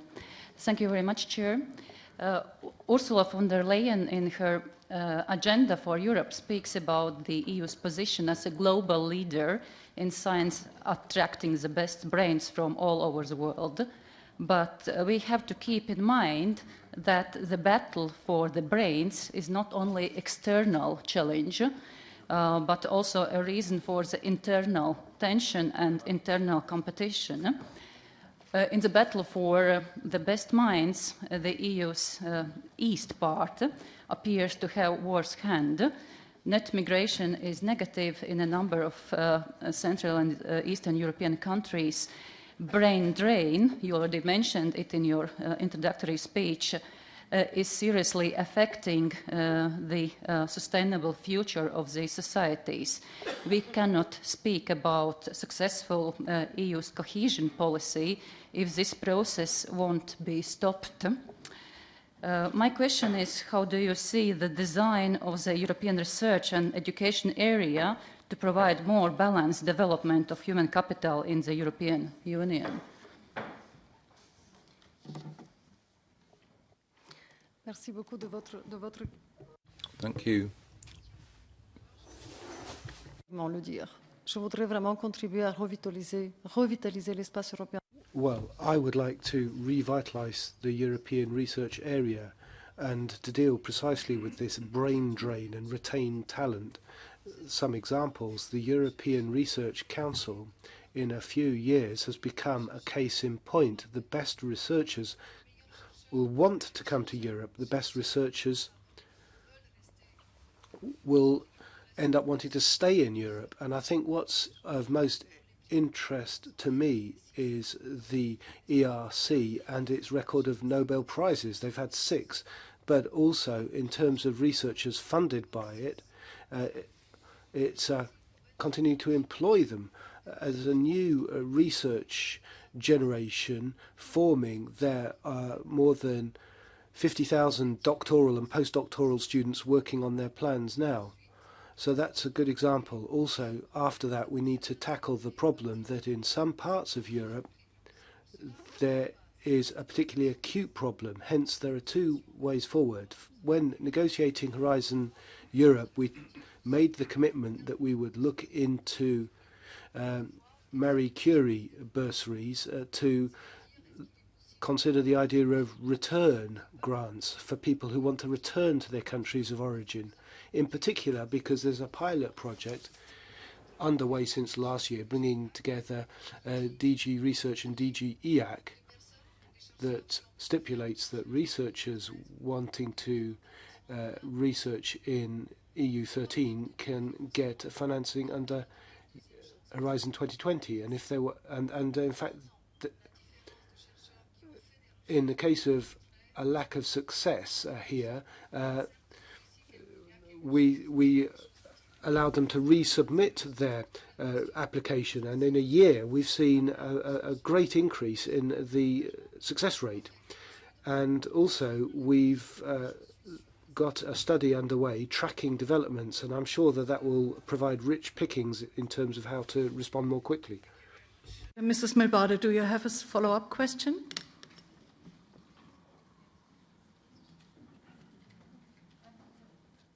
I have a question on smart specialization strategy. So what will be the role of this smart specialization strategy in the design of the research, European research area?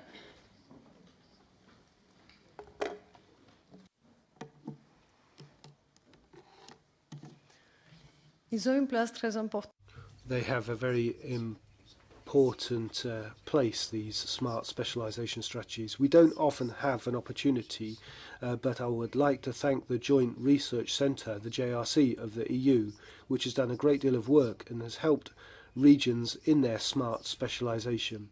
They have a special place because they allow for greater synergy with other potential EU funds.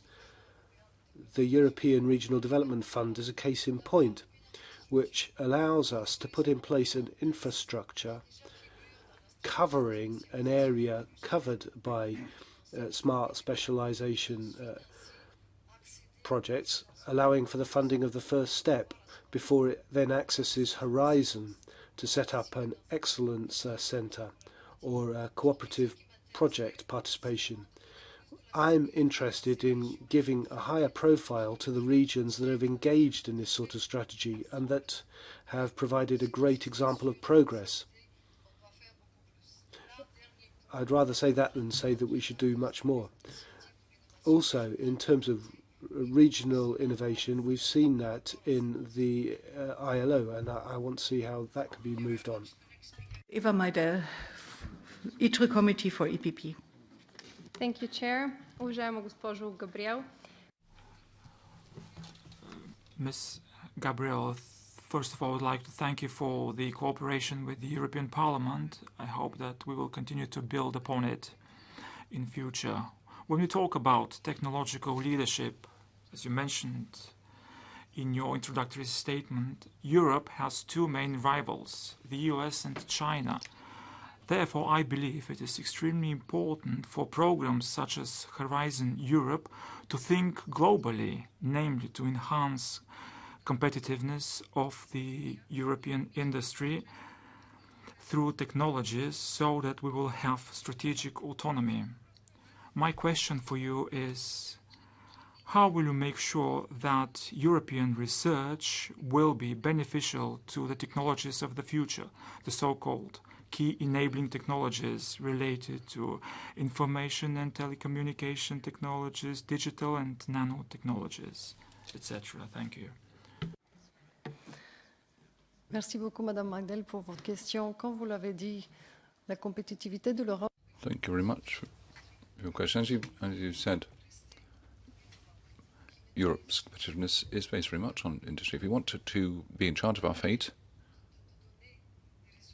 and deliver results commensurate with the promises we've made to our citizens, we need to do this. But particularly when we talk about key technologies, that implies standards. If we are not amongst the standard setters, it's going to be very difficult later on to assert our values.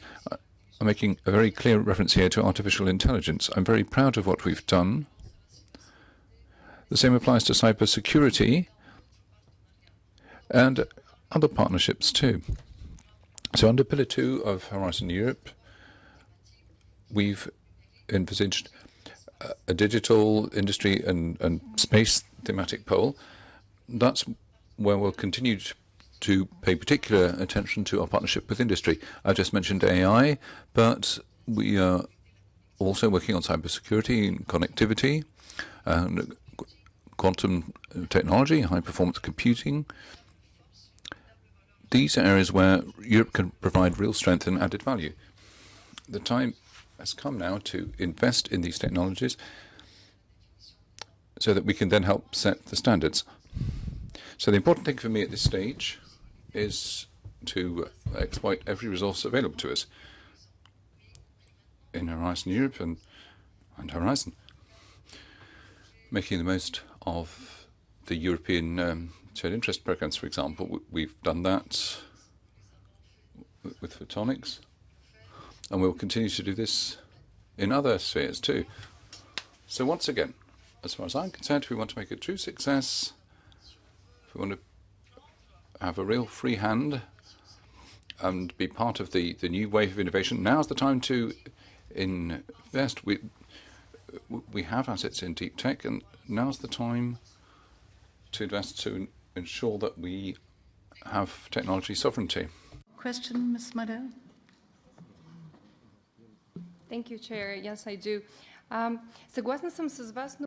I do agree, but as you will know, strategic autonomy needs to be a priority for member states, for those who manage the funds under the Horizon program, and for those who are not so good at managing these funds. So how are you going to improve the synergies between the Horizon program and other legislative initiatives or other funds? Also, how do you monitor the way in which existing and widening instruments contribute to bringing together research communities and achievements? Thank you.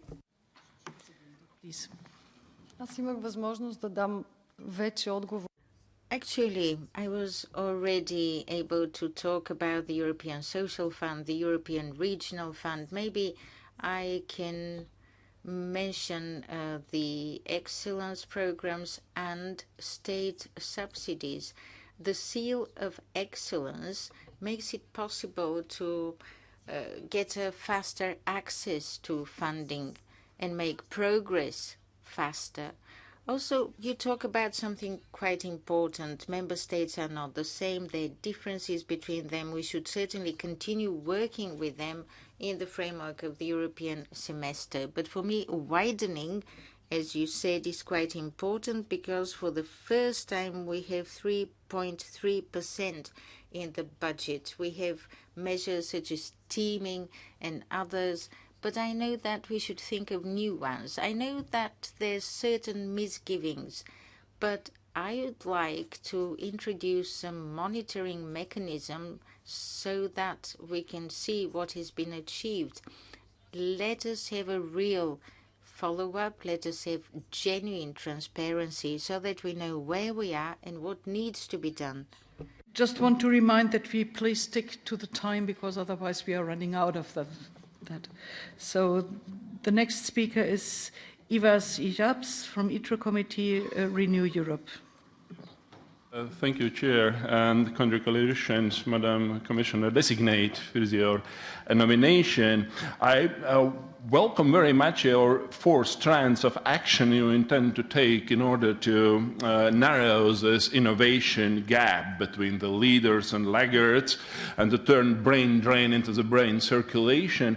But, well, because the research and innovation gap within Europe is really worrying. The partial trilogue agreement we have on Horizon Europe, however, excludes synergies with other EU funding programs. In your view, what would be the ideal setup for synergies that Horizon Europe would have with other EU funding programs in order to bridge this research and innovation gap?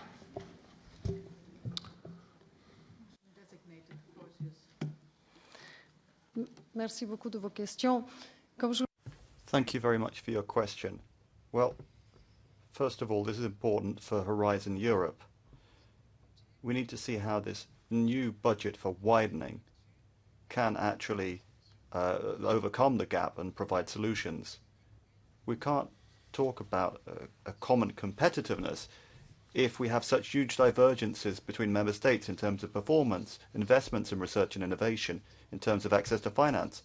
So that's why I really would support new instruments. For example, the possibility to be part of a network, to be part of a consortium. But I'm going to be keeping an eye on the extent to which member states are using the other funds to create more synergies. I think the question is that we should try to preempt this before asking member states how they're implementing the synergies. We need to have a clear definition of synergies, a clear description of the instruments. That's something that still has to be done by the European Commission. I will be put a lot of effort into that to try and convince people, and I'm sure that my other Commissioner-designate understand that research and innovation needs to be taken into account properly, and that we need this kind of instrument. It's not just a question of cohesion funds, Digital Europe or InvestEU. A lot of all this work still has to be done, so I will be keeping my eye on it. And particularly when we're looking at the text of Horizon Europe, synergies are identified with 20 different policies of the EU, mobility, social fund, a whole range of different areas. So what I propose is that before we continue with saying how important it is to have investment in innovation, I mean, there's a budget debate coming up and we will defend this, but give us some time to orientate our investments. Now, more than ever, we need to take some time to carefully think about some of the important questions, and there are many questions you've asked that are important. Strategic planning is going to be one means to do this. A follow-up question? I do. And, well, the question is the following one. Well, how are you going to convince not just your fellow commissioners, but even the member states to channel more of the structural funds, let's say in the R&I infrastructure, and to facilitate the reform which is very much needed in the research and innovation systems in many member countries? Thank you. Avec les États membres, une approche. Well, together with the member states, we'll be taking a country-by-country approach. Needs are not the same in terms of infrastructure, in terms of good practice. In many cases, they're already in place. In others, there's a need.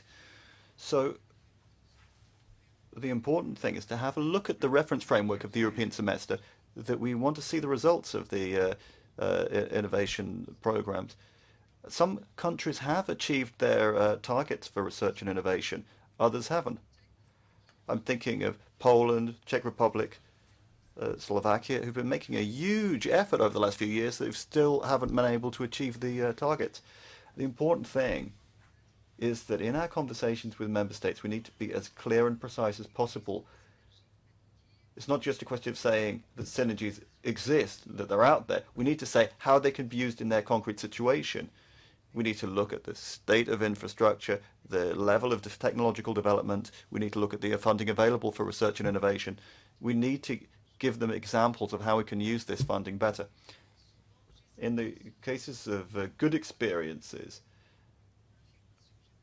I really can see how it was important to go beyond merely affirming that it's out there. And called non-inscrit. Madam Gabriel, one key component of innovation and research, especially in universities, is academic freedom. And I think you might agree that it's under threat in many nation states internationally. And I wanted some reassurance from you, maybe especially with your previous portfolios, that researchers need unfettered access to information, especially online, and yet the things like the EU's Digital Services Act will allow the EU to set the parameters and decide what researchers and students, indeed all citizens, can see and say online. So is there a clash there between the EU's restrictive practices on free speech and academic freedom? But also, so much of the enthusiasm we've heard from you for research tonight and from the Commission seems pretty prescriptive and narrow, with an emphasis on instrumental outcomes. You know, the EU must be more competitive with China or in the US. It's all about applicable knowledge, employability, and so on. Or there's even the more politicised, the idea of strengthening European identity through education. And I just think these things compromise academic freedom and put a blunt close down on open-ended research and blue skies knowledge for its own sake. Just any thoughts?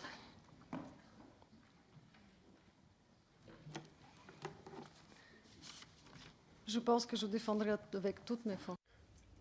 I will defend academic freedom with my full strength. I will defend the freedom for research to be led by curiosity. How many of us are unfamiliar with the idea of discoveries down to research, which, when they were initially found, were not recognized for what they were?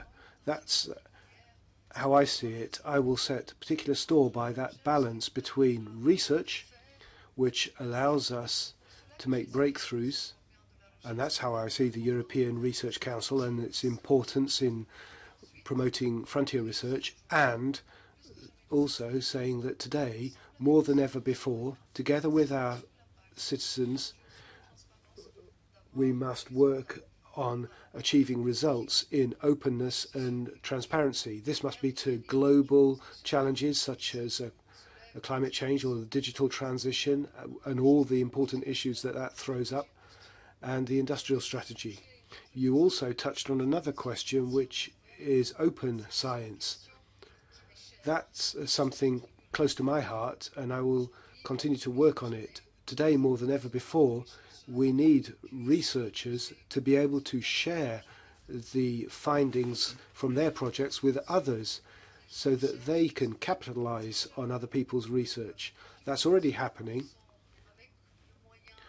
Publications under Horizon Europe funded projects must happen straight away. There are clear principles to be respected. It must be as free as possible and as guarded as necessary. We hope to have data which will be ones that can be reused and high quality. A great deal remains to be done. In terms of European research, we must think about how to encourage researchers supporting open, free access science. They are making efforts that others are not doing. So these are avenues to explore, but I certainly join you in what you said at the end. We must be strong within the European Union. That's how we'll strengthen our position in the world and vis-à-vis the world. Very much. Do you have a follow-up question, Mrs. Fox? Yes, thank you. That's reassuring, but I do think that as one of the big challenges is that national governments try and interfere in outcomes in universities too often, that when you have a top-down transnational body like the EU, you have to be particularly careful you don't do the same. And despite your reassurances, you have spoken about a lot of non-knowledge instrumental outcomes that you'd want from researchers, so I am nervous.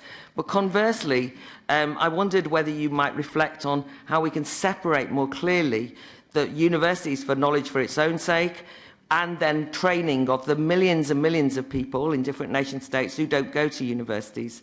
I was at Barnoldswick Rolls-Royce plant in Burnley talking to some young engineers on Friday, that's in the northwest of England, and it really struck me that when we talk about brain drain and minds and so on, we often mean about universities, whereas actually some of the great minds and some of the great brains are our young apprentices or our young skilled workers, and they're often forgotten in this discussion about innovation. And would you like to comment on how they could be encouraged? It's not just university students who are going to actually innovate.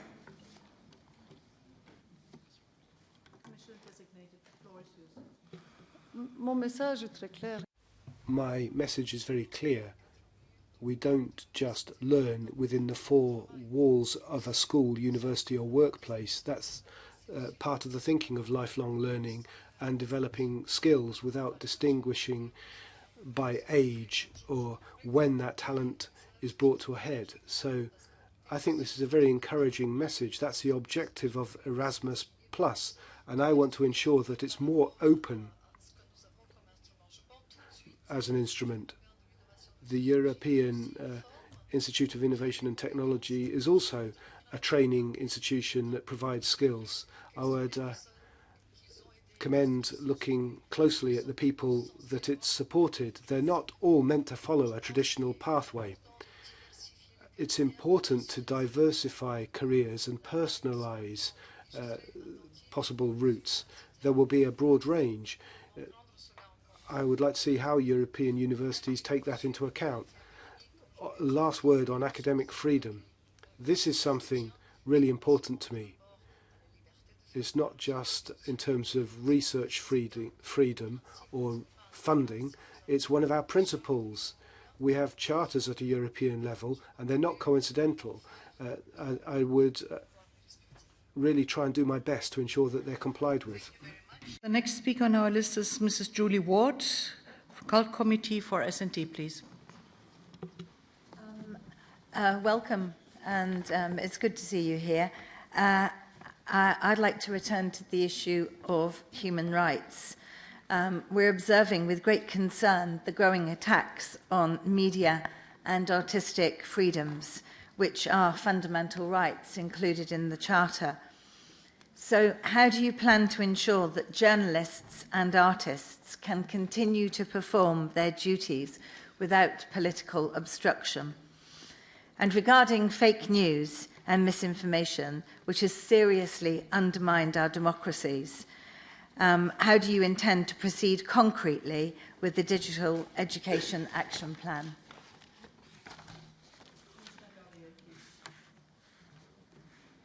Merci beaucoup pour vos questions, Madame. Thank you very much for those questions, Ms. Ward. You focused on some essential issues. academic freedom, but also artistic freedom. That's why I will continue to devote particular attention to this. Given the way a new digital world is developing, we do need to stop a moment and take stock of these new developments and challenges so that we can propose instruments that will be better tailored to them. That's why we're going to act on artistic freedom. We're already planning a conference for next month on that, and I think it will be important that we gradually, with an eye to our founding principles, we reassert them, taking account of new circumstances. On fake news and information, there you're touching on an issue that's very close to my own heart. I will always be extremely clear about the importance of the balance between freedom of information, ensuring people have free access to information, but also responsibility. On the digital divide, there's a Safer Internet for You initiative, which I've backed. Out of the 3 most successful initiatives, 2 are Codewig and Safer Internet for You, both of which I support. The campaign for a safer network in Europe has borne this out. I've seen from visits to schools that children need knowledge and access to instruments. No one is talking about imposing on them the need to believe any particular thing or read any particular thing, but we want them to have instruments available to them that will allow them to make informed choices. Critical thinking equips you to take those informed decisions. That's something we welcome, and we will continue to pursue our endeavours in that direction. As part of the next digital education plan, which I want to have updated by next year, we're going to address media literacy. We launched a European Week. The time's come now to do something further with young people. Thank you very much. Julie Ward, do you have a follow-up question, please? Yes, I do. So broadening out this discussion to think about third countries and neighbouring countries, what role for the EU strategy for international cultural relations, which was, I believe, a great success of the Cult Committee working together with AFET. For me, this is particularly of relevance in our relations to third countries, and I know that you are interested in the Balkans, and there are many challenges there right now. So how could we make more use of the cultural relations strategy for international relations?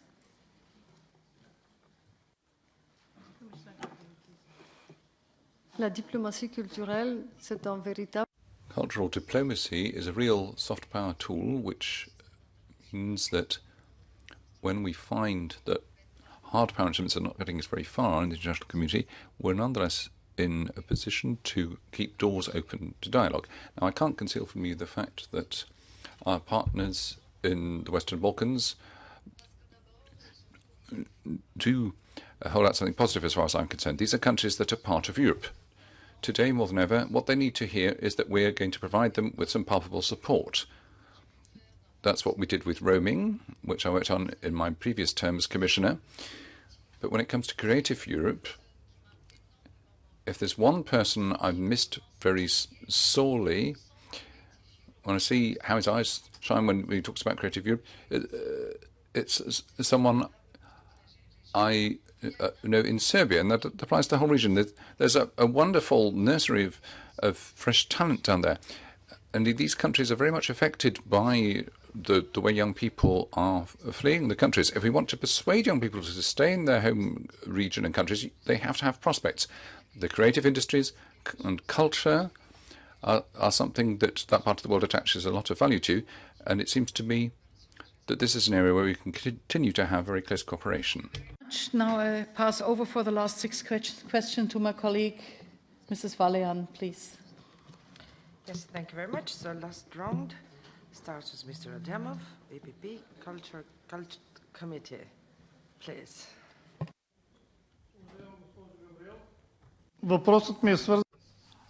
My question is about equal opportunities between the East and the West in Europe when it comes to Horizon, Creative Europe, and Creative Europe.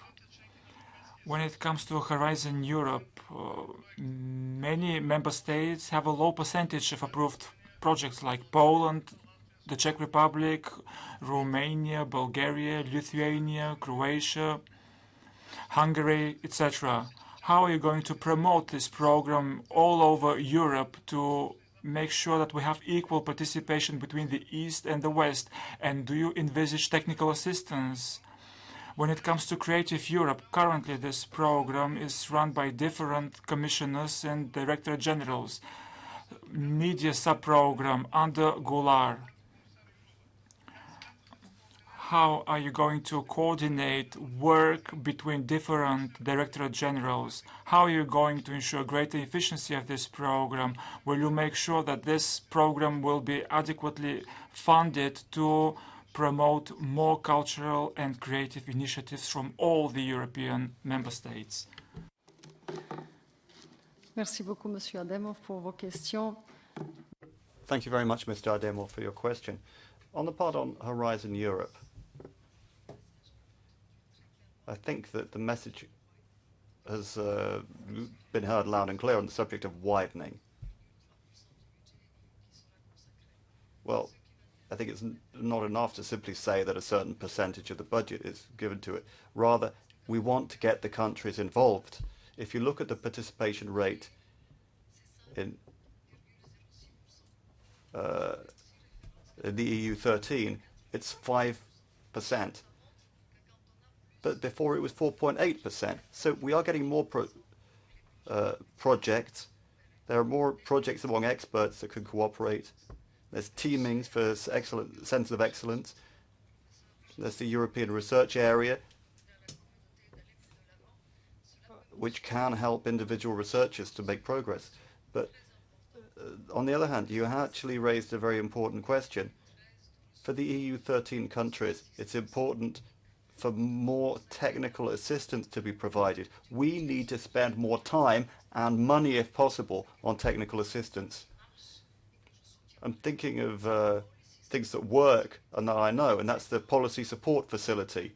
That is an instrument that allows us to help states in a very concrete manner. On each occasion, it can take a very different form. We can help an individual country. We can work with that country on a specific challenge. We can engage in experiments. Or we could get knowledge of best practices from another country. There's also the support mechanism for structural reforms and the TAIEX. So there are a series of instruments out there. The important thing is to improve awareness of them so that member states can actually use them. So I would really like to take my share of responsibility on passing on that message to that half of Europe. Adamov?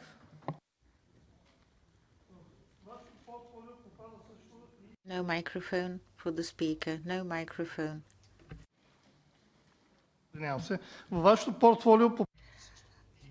As part of your portfolio, you will be working on the initiative for the European research education area.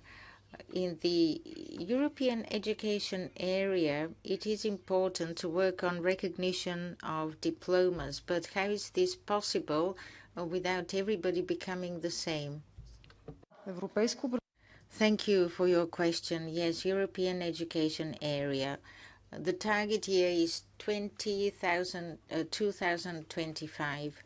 But at the moment, I think we should think about what the most important thing is. As you pointed out yourself, there are also the powers of member states, so we have to work on the added value of European cooperation. Speaking of the European education area, perhaps we will rely on European universities working on recognizing their diplomas. As I said, our target year is 2025. But there is something else. I would really like to introduce the European student card by 2021, so that each student can use this card when they're abroad as well. Not that they will replace the national ones, but that's one more idea. Madame Mikkels, she's a member of CULT from GUE. You have the floor. Verehrte Frau Kommissarin,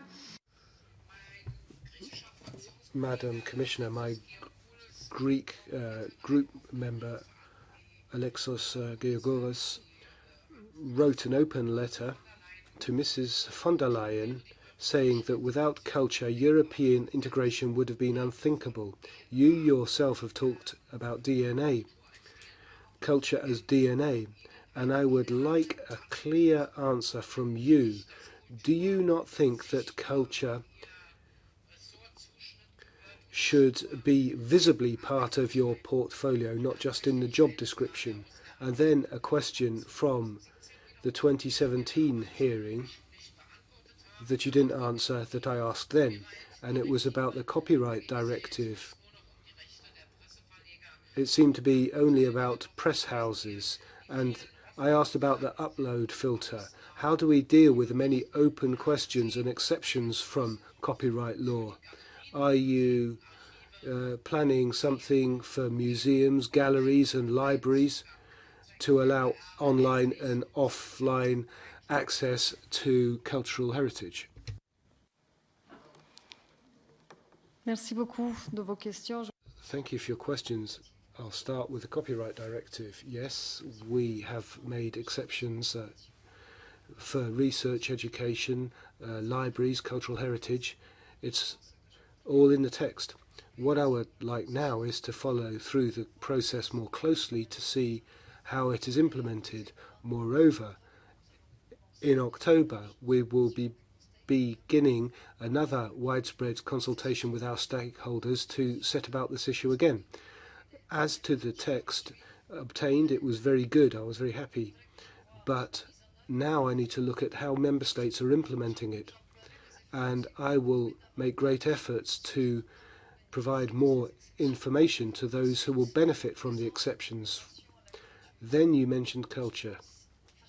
I really do think that in recent years, those who produce culture, authors and artists, have heard my commitment. My mission letter didn't exhaustively cover all aspects, but I was very clear. Culture, to my mind, will always be right at the top of my agenda, because today, culture, as you stated, is our opportunity to work on a more inclusive Europe, a more innovative Europe, a Europe, quite simply, that gives greater consideration to diversity and uses that to lead to multifarious innovations and ideas which will help us cope with the new global challenges, but will also help us target some of the things people are looking for more precisely. It's not just cultural heritage. I'll work hard to see that culture remains higher up the agenda. Imagine that we didn't have European capitals of culture. We must build on this. We must ensure that cultural diversity is there. I will commit myself to defending these ideas. Thank you very much, Madam Michaels. Follow-up question. ja, trotzdem fehlt sie auch. Nonetheless, it's missing from your mandate. Mrs. Kammer-Evert talked about the Audio-Visual Media Services Directive. Let's get down to brass tacks. Issues of copyright liability in connection with video sharing platforms and social media networks. If we're going to follow this up politically, will you work on revising the e-commerce directive straight away? Je serai peut-être très brève. I'll keep it very brief, perhaps. Yes, I think so. Today we do need to adapt our rules faced with the new situation after this digital transition. Very much. And now Mr. Christoph, he's SND and part of the ITREM committee. Thank you. Ms. Gabriel, the implementation of the current program, Horizon 2020, shows that there is a large gap between old and new member states when it comes to the success rate of projects and funding. This example has been cited several times. The European research programs have one bad aspect: difficult application procedures, which result in lack of equal footing between more experienced and less experienced member states. How are you going to harmonize procedures? How are you going to make Horizon Europe more inclusive by reaching out to more beneficiaries? Do you envisage specific measures to support the scientific community in Eastern European states? Will you initiate, together with ministries from member states, legislative procedures to reduce the salary gap between researchers in the EU?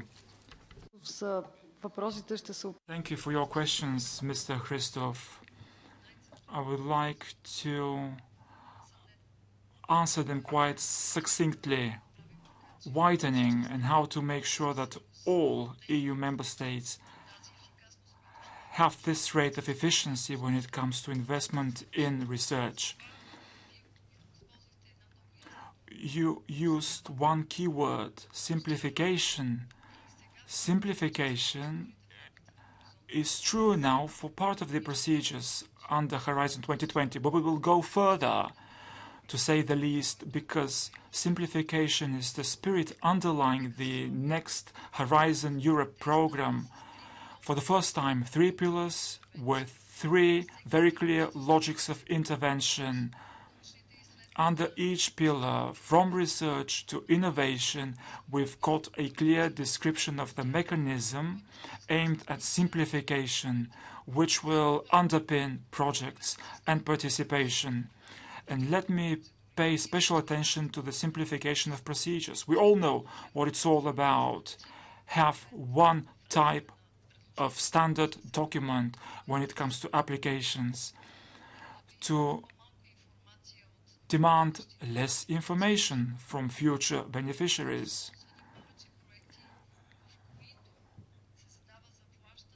to make sure that you will have more projects where you will pay out during the first stage, even if it's not based on real expenditures. And here we come to the question of payment of salaries to researchers, because when they get paid under a project, their salary is based on the levels in their own member state. We have no opportunity for direct intervention here, but we will keep our commitment. The Commission will keep the evolution of salaries of researchers in Europe, and after this study we will identify where the big gaps are in salaries, in working conditions, and this is how we will open up some avenues to find solutions. As you know, member states are the ones which can solve those issues. We can only help. Mr. Christoph, you have a follow-up, but very short.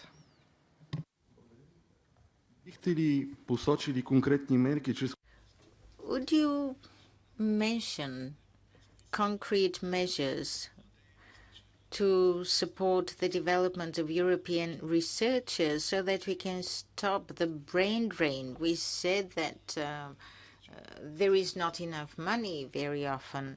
We do not want them to move between member states or to leave the European Union and go to the United States instead. Do you have any strategy for the universities? Currently, there are more Bulgarian students who study abroad than in Bulgaria, and this is probably going to create the so-called educational ghettos in certain parts of the continent.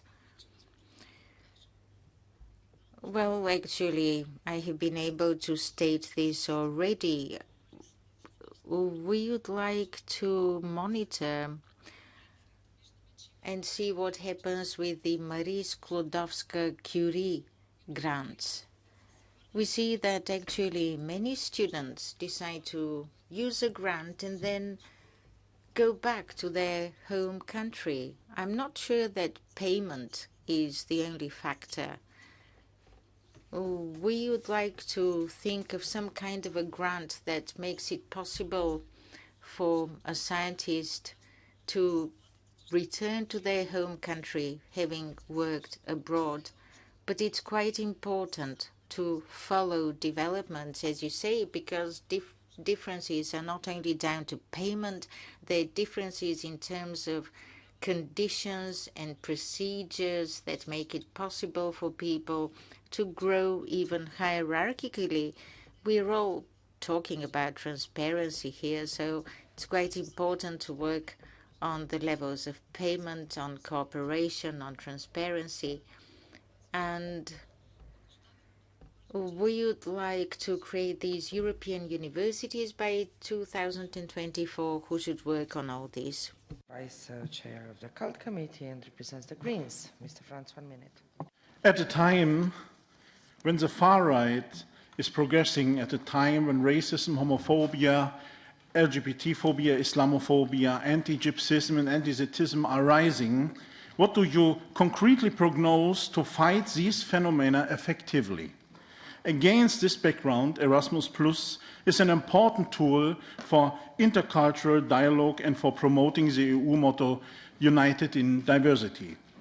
In the light of your commitment to include targeted grants for people with fewer opportunities, what measures do you intend to take in order to make Erasmus more accessible and inclusive? As a reminder, education is still not accessible to all. Our society is far from treating each one on an equal footing. In Germany, 18% people with Romani background are illiterate. In Romania, the number exceeds even 40%. These people have no access to their education, and their future is determined from the beginning. The main reason is the anti-Gypsyism in the majority. Thank you very much. Madame Gabriel now. Merci beaucoup de vos questions. Well, thank you very much for your question. Well, how can we combat radicalization? How can we prevent more and more people from finding themselves in that situation? I think we've got two main instruments. First of all, Erasmus remains a good program to be working on. And we have projects that allow young people to avoid falling into radicalization. What we need is a clear inventory of all of the programs that are underway in member states so that we can draw conclusions. We can see what works and what doesn't work. When I start to read about the thousands of Erasmus projects, each one is unique. And I'm sure that we have to ensure that we draw the right lessons and ensure that we can transfer those lessons to other situations. Radicalization doesn't only exist in the physical world, it also exists in the online world. That's something that really concerns me. That's why I supported the campaign Safer Internet for EU. It's not just a question of digital education, it's also the way young people use the internet. How can we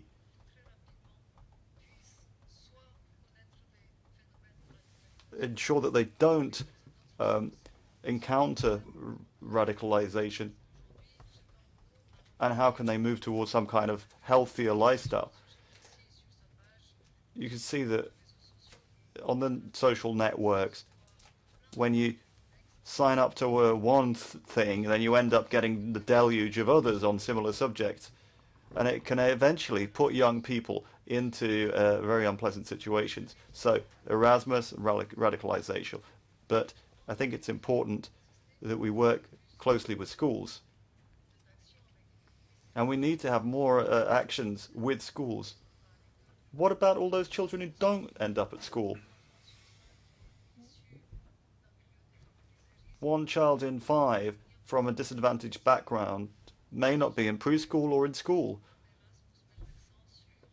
I'd like to see Erasmus looking at informal levels, small organizations, local authorities, to see how we can try and create some very different projects. A follow-up, very shortly, Mr. Franz. On the European level, we have to be proactive. What is your opinion towards an EU education fund which targets all people affected by racism and anti-Gypsyism who have no access to the EU funds? Would you advocate for such a fund? Just to emphasize, children are not integrated into the school system because of anti-Gypsyism, not because they do not want to integrate. Thank you. Madame Gabriel. Si on entend l'intitulé sous la sorte. Well,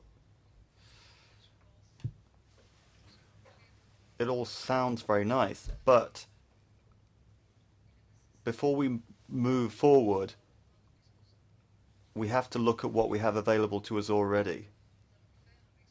What are we going to do with the new funds? But it's also a question of what have we done with the money that we had available to us under the current funding period. We need to look at the money that's available, how has it been spent in the past, so that we can then start to look forward to see how we can change certain rules, how can we improve inclusivity and make it central to the whole program, how can we give more space to what I said at the beginning, thinking out of the box. Nobody should be excluded, but sometimes we need to also think about how we can get results in response to a number of challenges. Now, Madame Joveva, she is a member of Renew from Cult Committee. Thank you, Chair. Dobro večer, dobrodošli i благодаря на вашите odgovori do momenta. I will speak in my native. Thank you for answers so far. You in yours. V pisnih odgovorih ste, spoštovana kandidata.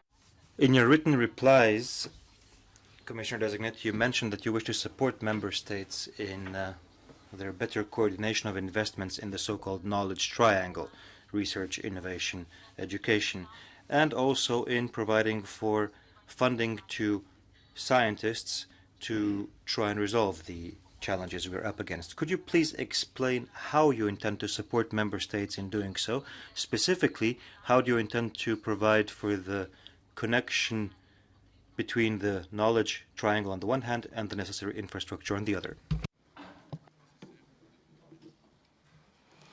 Merci beaucoup. Dès lors qu'on parle de la... Thank you very much. As soon as we get into the knowledge triangle, I have to think about the European Institute of Innovation and Technology because it embodies it. But I think it's also a question of looking at the different innovation and communication communities to see what they've done. I think there are a couple of specific things we can do with the member states. As you say, we now have the policy support facility in place. I've realised that not all member states are using them. So there has been analysis and recommendations very specifically in all the member states. Peer review. That means that member states have to account in 3 years. What I'm going to do with them first is look at the context of this mechanism and its analysis of their national research and innovation systems to look at what they've done with the recommendations, and then in conjunction with the member states talk about the possibilities on offer to them under Horizon 2020 and then Horizon Europe, and continue to work in synergy with the other European funds after that. It comes down to how important it is to member states to see widespread knowledge of everything that exists, from the Regional Development Fund to the Social Fund and InvestEU, looking at all the options out there. For me, I think that's where we need to pay the closest attention, looking at a series of very tangible measures. We need to consider with the member states what financing mechanisms are out there for them to give them the confidence that the recommendations that we or our experts give them can actually be put into practice. I will tend to work in that direction if I had to choose. There are many other possible avenues, but that's where I would work with the member states to try and get that message across. Yes.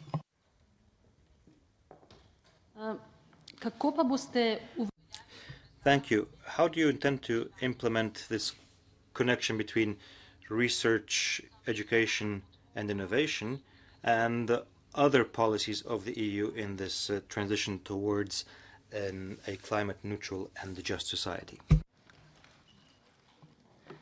Déjà, nous avons un énorme défi devant nous, en effet. We've got a number of challenges ahead of us. Education, innovation and research must be seen together. That's one of them. That's not yet the case, and I really think that this portfolio is a genuine opportunity here. You just need to look at how we must revitalise the European research area, and that will immediately throw up synergies with education. It's not always easy. Within the Commission, doing our work there, we often realise that more work needs to be done, and I regret the fact that, well, I'm happy that we have a knowledge strategy now that brings together research, innovation and education, but I think we really need to get down to hard work now and fill it with content. And then, as I said, under the Horizon 2020 programme, there are ways of ensuring that research serves innovation and innovation serves research. I've already given the example of the European Innovation Council, but also look at the accelerator. Let's talk about the other instrument too, the Pathfinder. That's the first step of research here. We really want to put everything behind getting technologies discovered. Disruptive technologies can then be taken to market through the accelerator instrument. That's a specific example. And the last question comes from Mariya de Grasa Carvalho. She's our Vice Coordinator in EPP for ITRE. Please, Mariya. Thank you very much, Chair, and Commissioner-designate Mariya Gabriel, welcome. I want to talk about industrial leadership, and I'll start the statement and after the questions. In my opinion, without science, research, technological development and innovation, it's very difficult to achieve our climate ambition and at the same time to secure our strong base that we want to have an industrial base in Europe.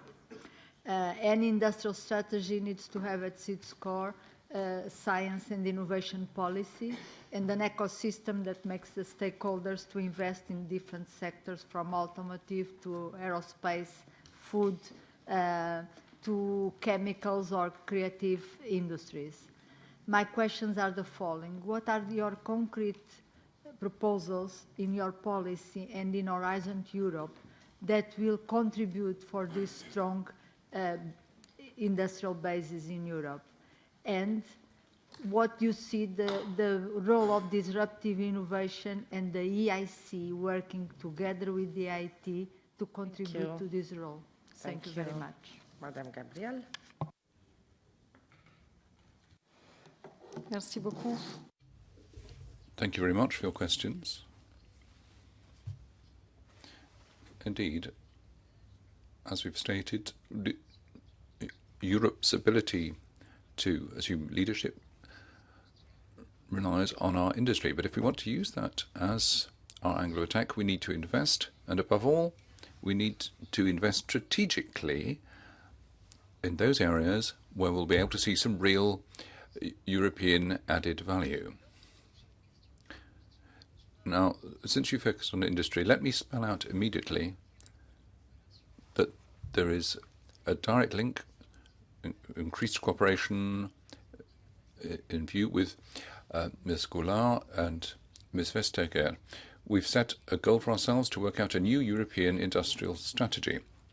I think the important thing would be to grasp that without research and innovation, we will not really manage to bring about intelligent investments and ensure that transnational integration of our industrial assets can be put to best use in a new context. You mentioned climate change goals and industrial leadership. Those are priorities. I will work to ensure that the projects we've already undertaken under Horizon 2020 can, within the confines of Horizon Europe, provide innovation with our European added value. And above all, we hope that they can contribute to the major social goals of the digital transition and gearing up to climate change. I think of our hydrogen project and all the other projects which even now, within the EDF flagships, are providing things that we need to capitalize on and make the most of our investment. So I'm going to be looking very carefully within our new strategy for industry to make sure that research and innovation allows Europe to invest its money wisely, so that we will be on the leading edge of the new wave of innovation.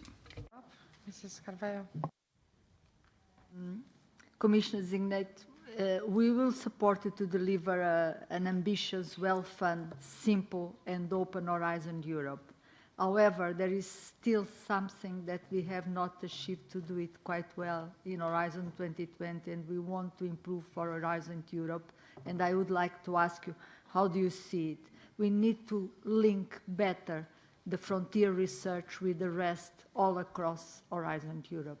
In every part in Horizon Europe, we need to have also frontier research feeding to the more applications, being, for example, in the public-private partnerships, they also be linked to the frontier research.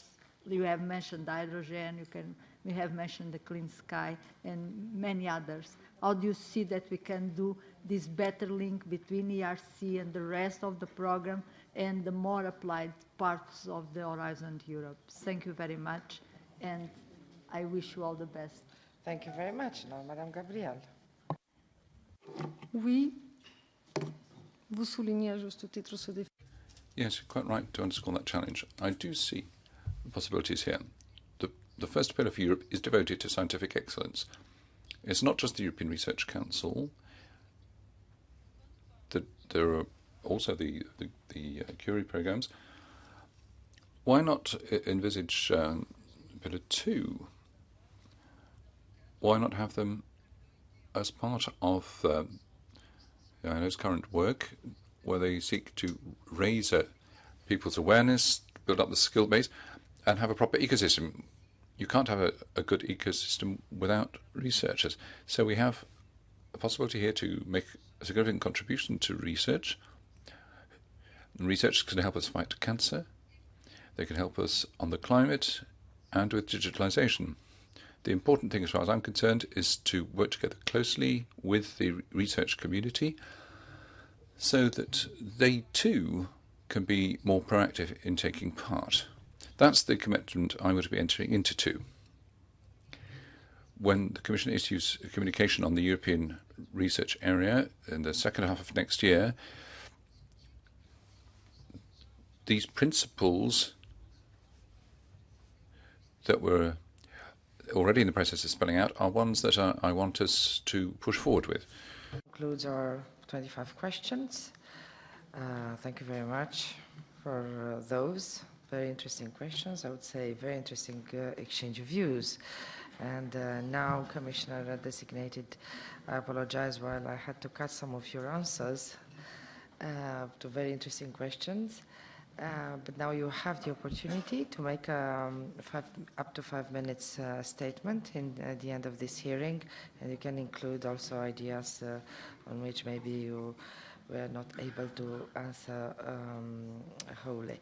So you have the floor now for 5 minutes. Thank you. Merci, Madame la Présidente. Thank you very much, Madam Chair, members. First of all, I would just like to thank you for this exchange of views. It's allowed me to take the pulse of your expectations and your sensitivities. It's allowed us to start a dialogue that I think is just going to be the first step in a very long partnership. I'm pleased to see that this has started in an atmosphere of openness and honesty.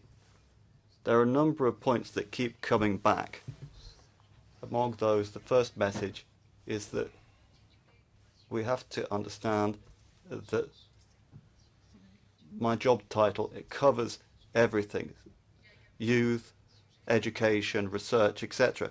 There are also other important subjects: budget, widening, partnerships, missions. What I want to try and do is to pass on the message to you is that we don't have any time to waste. All of these subjects will be dealt with in line with the commitments that I have taken before you.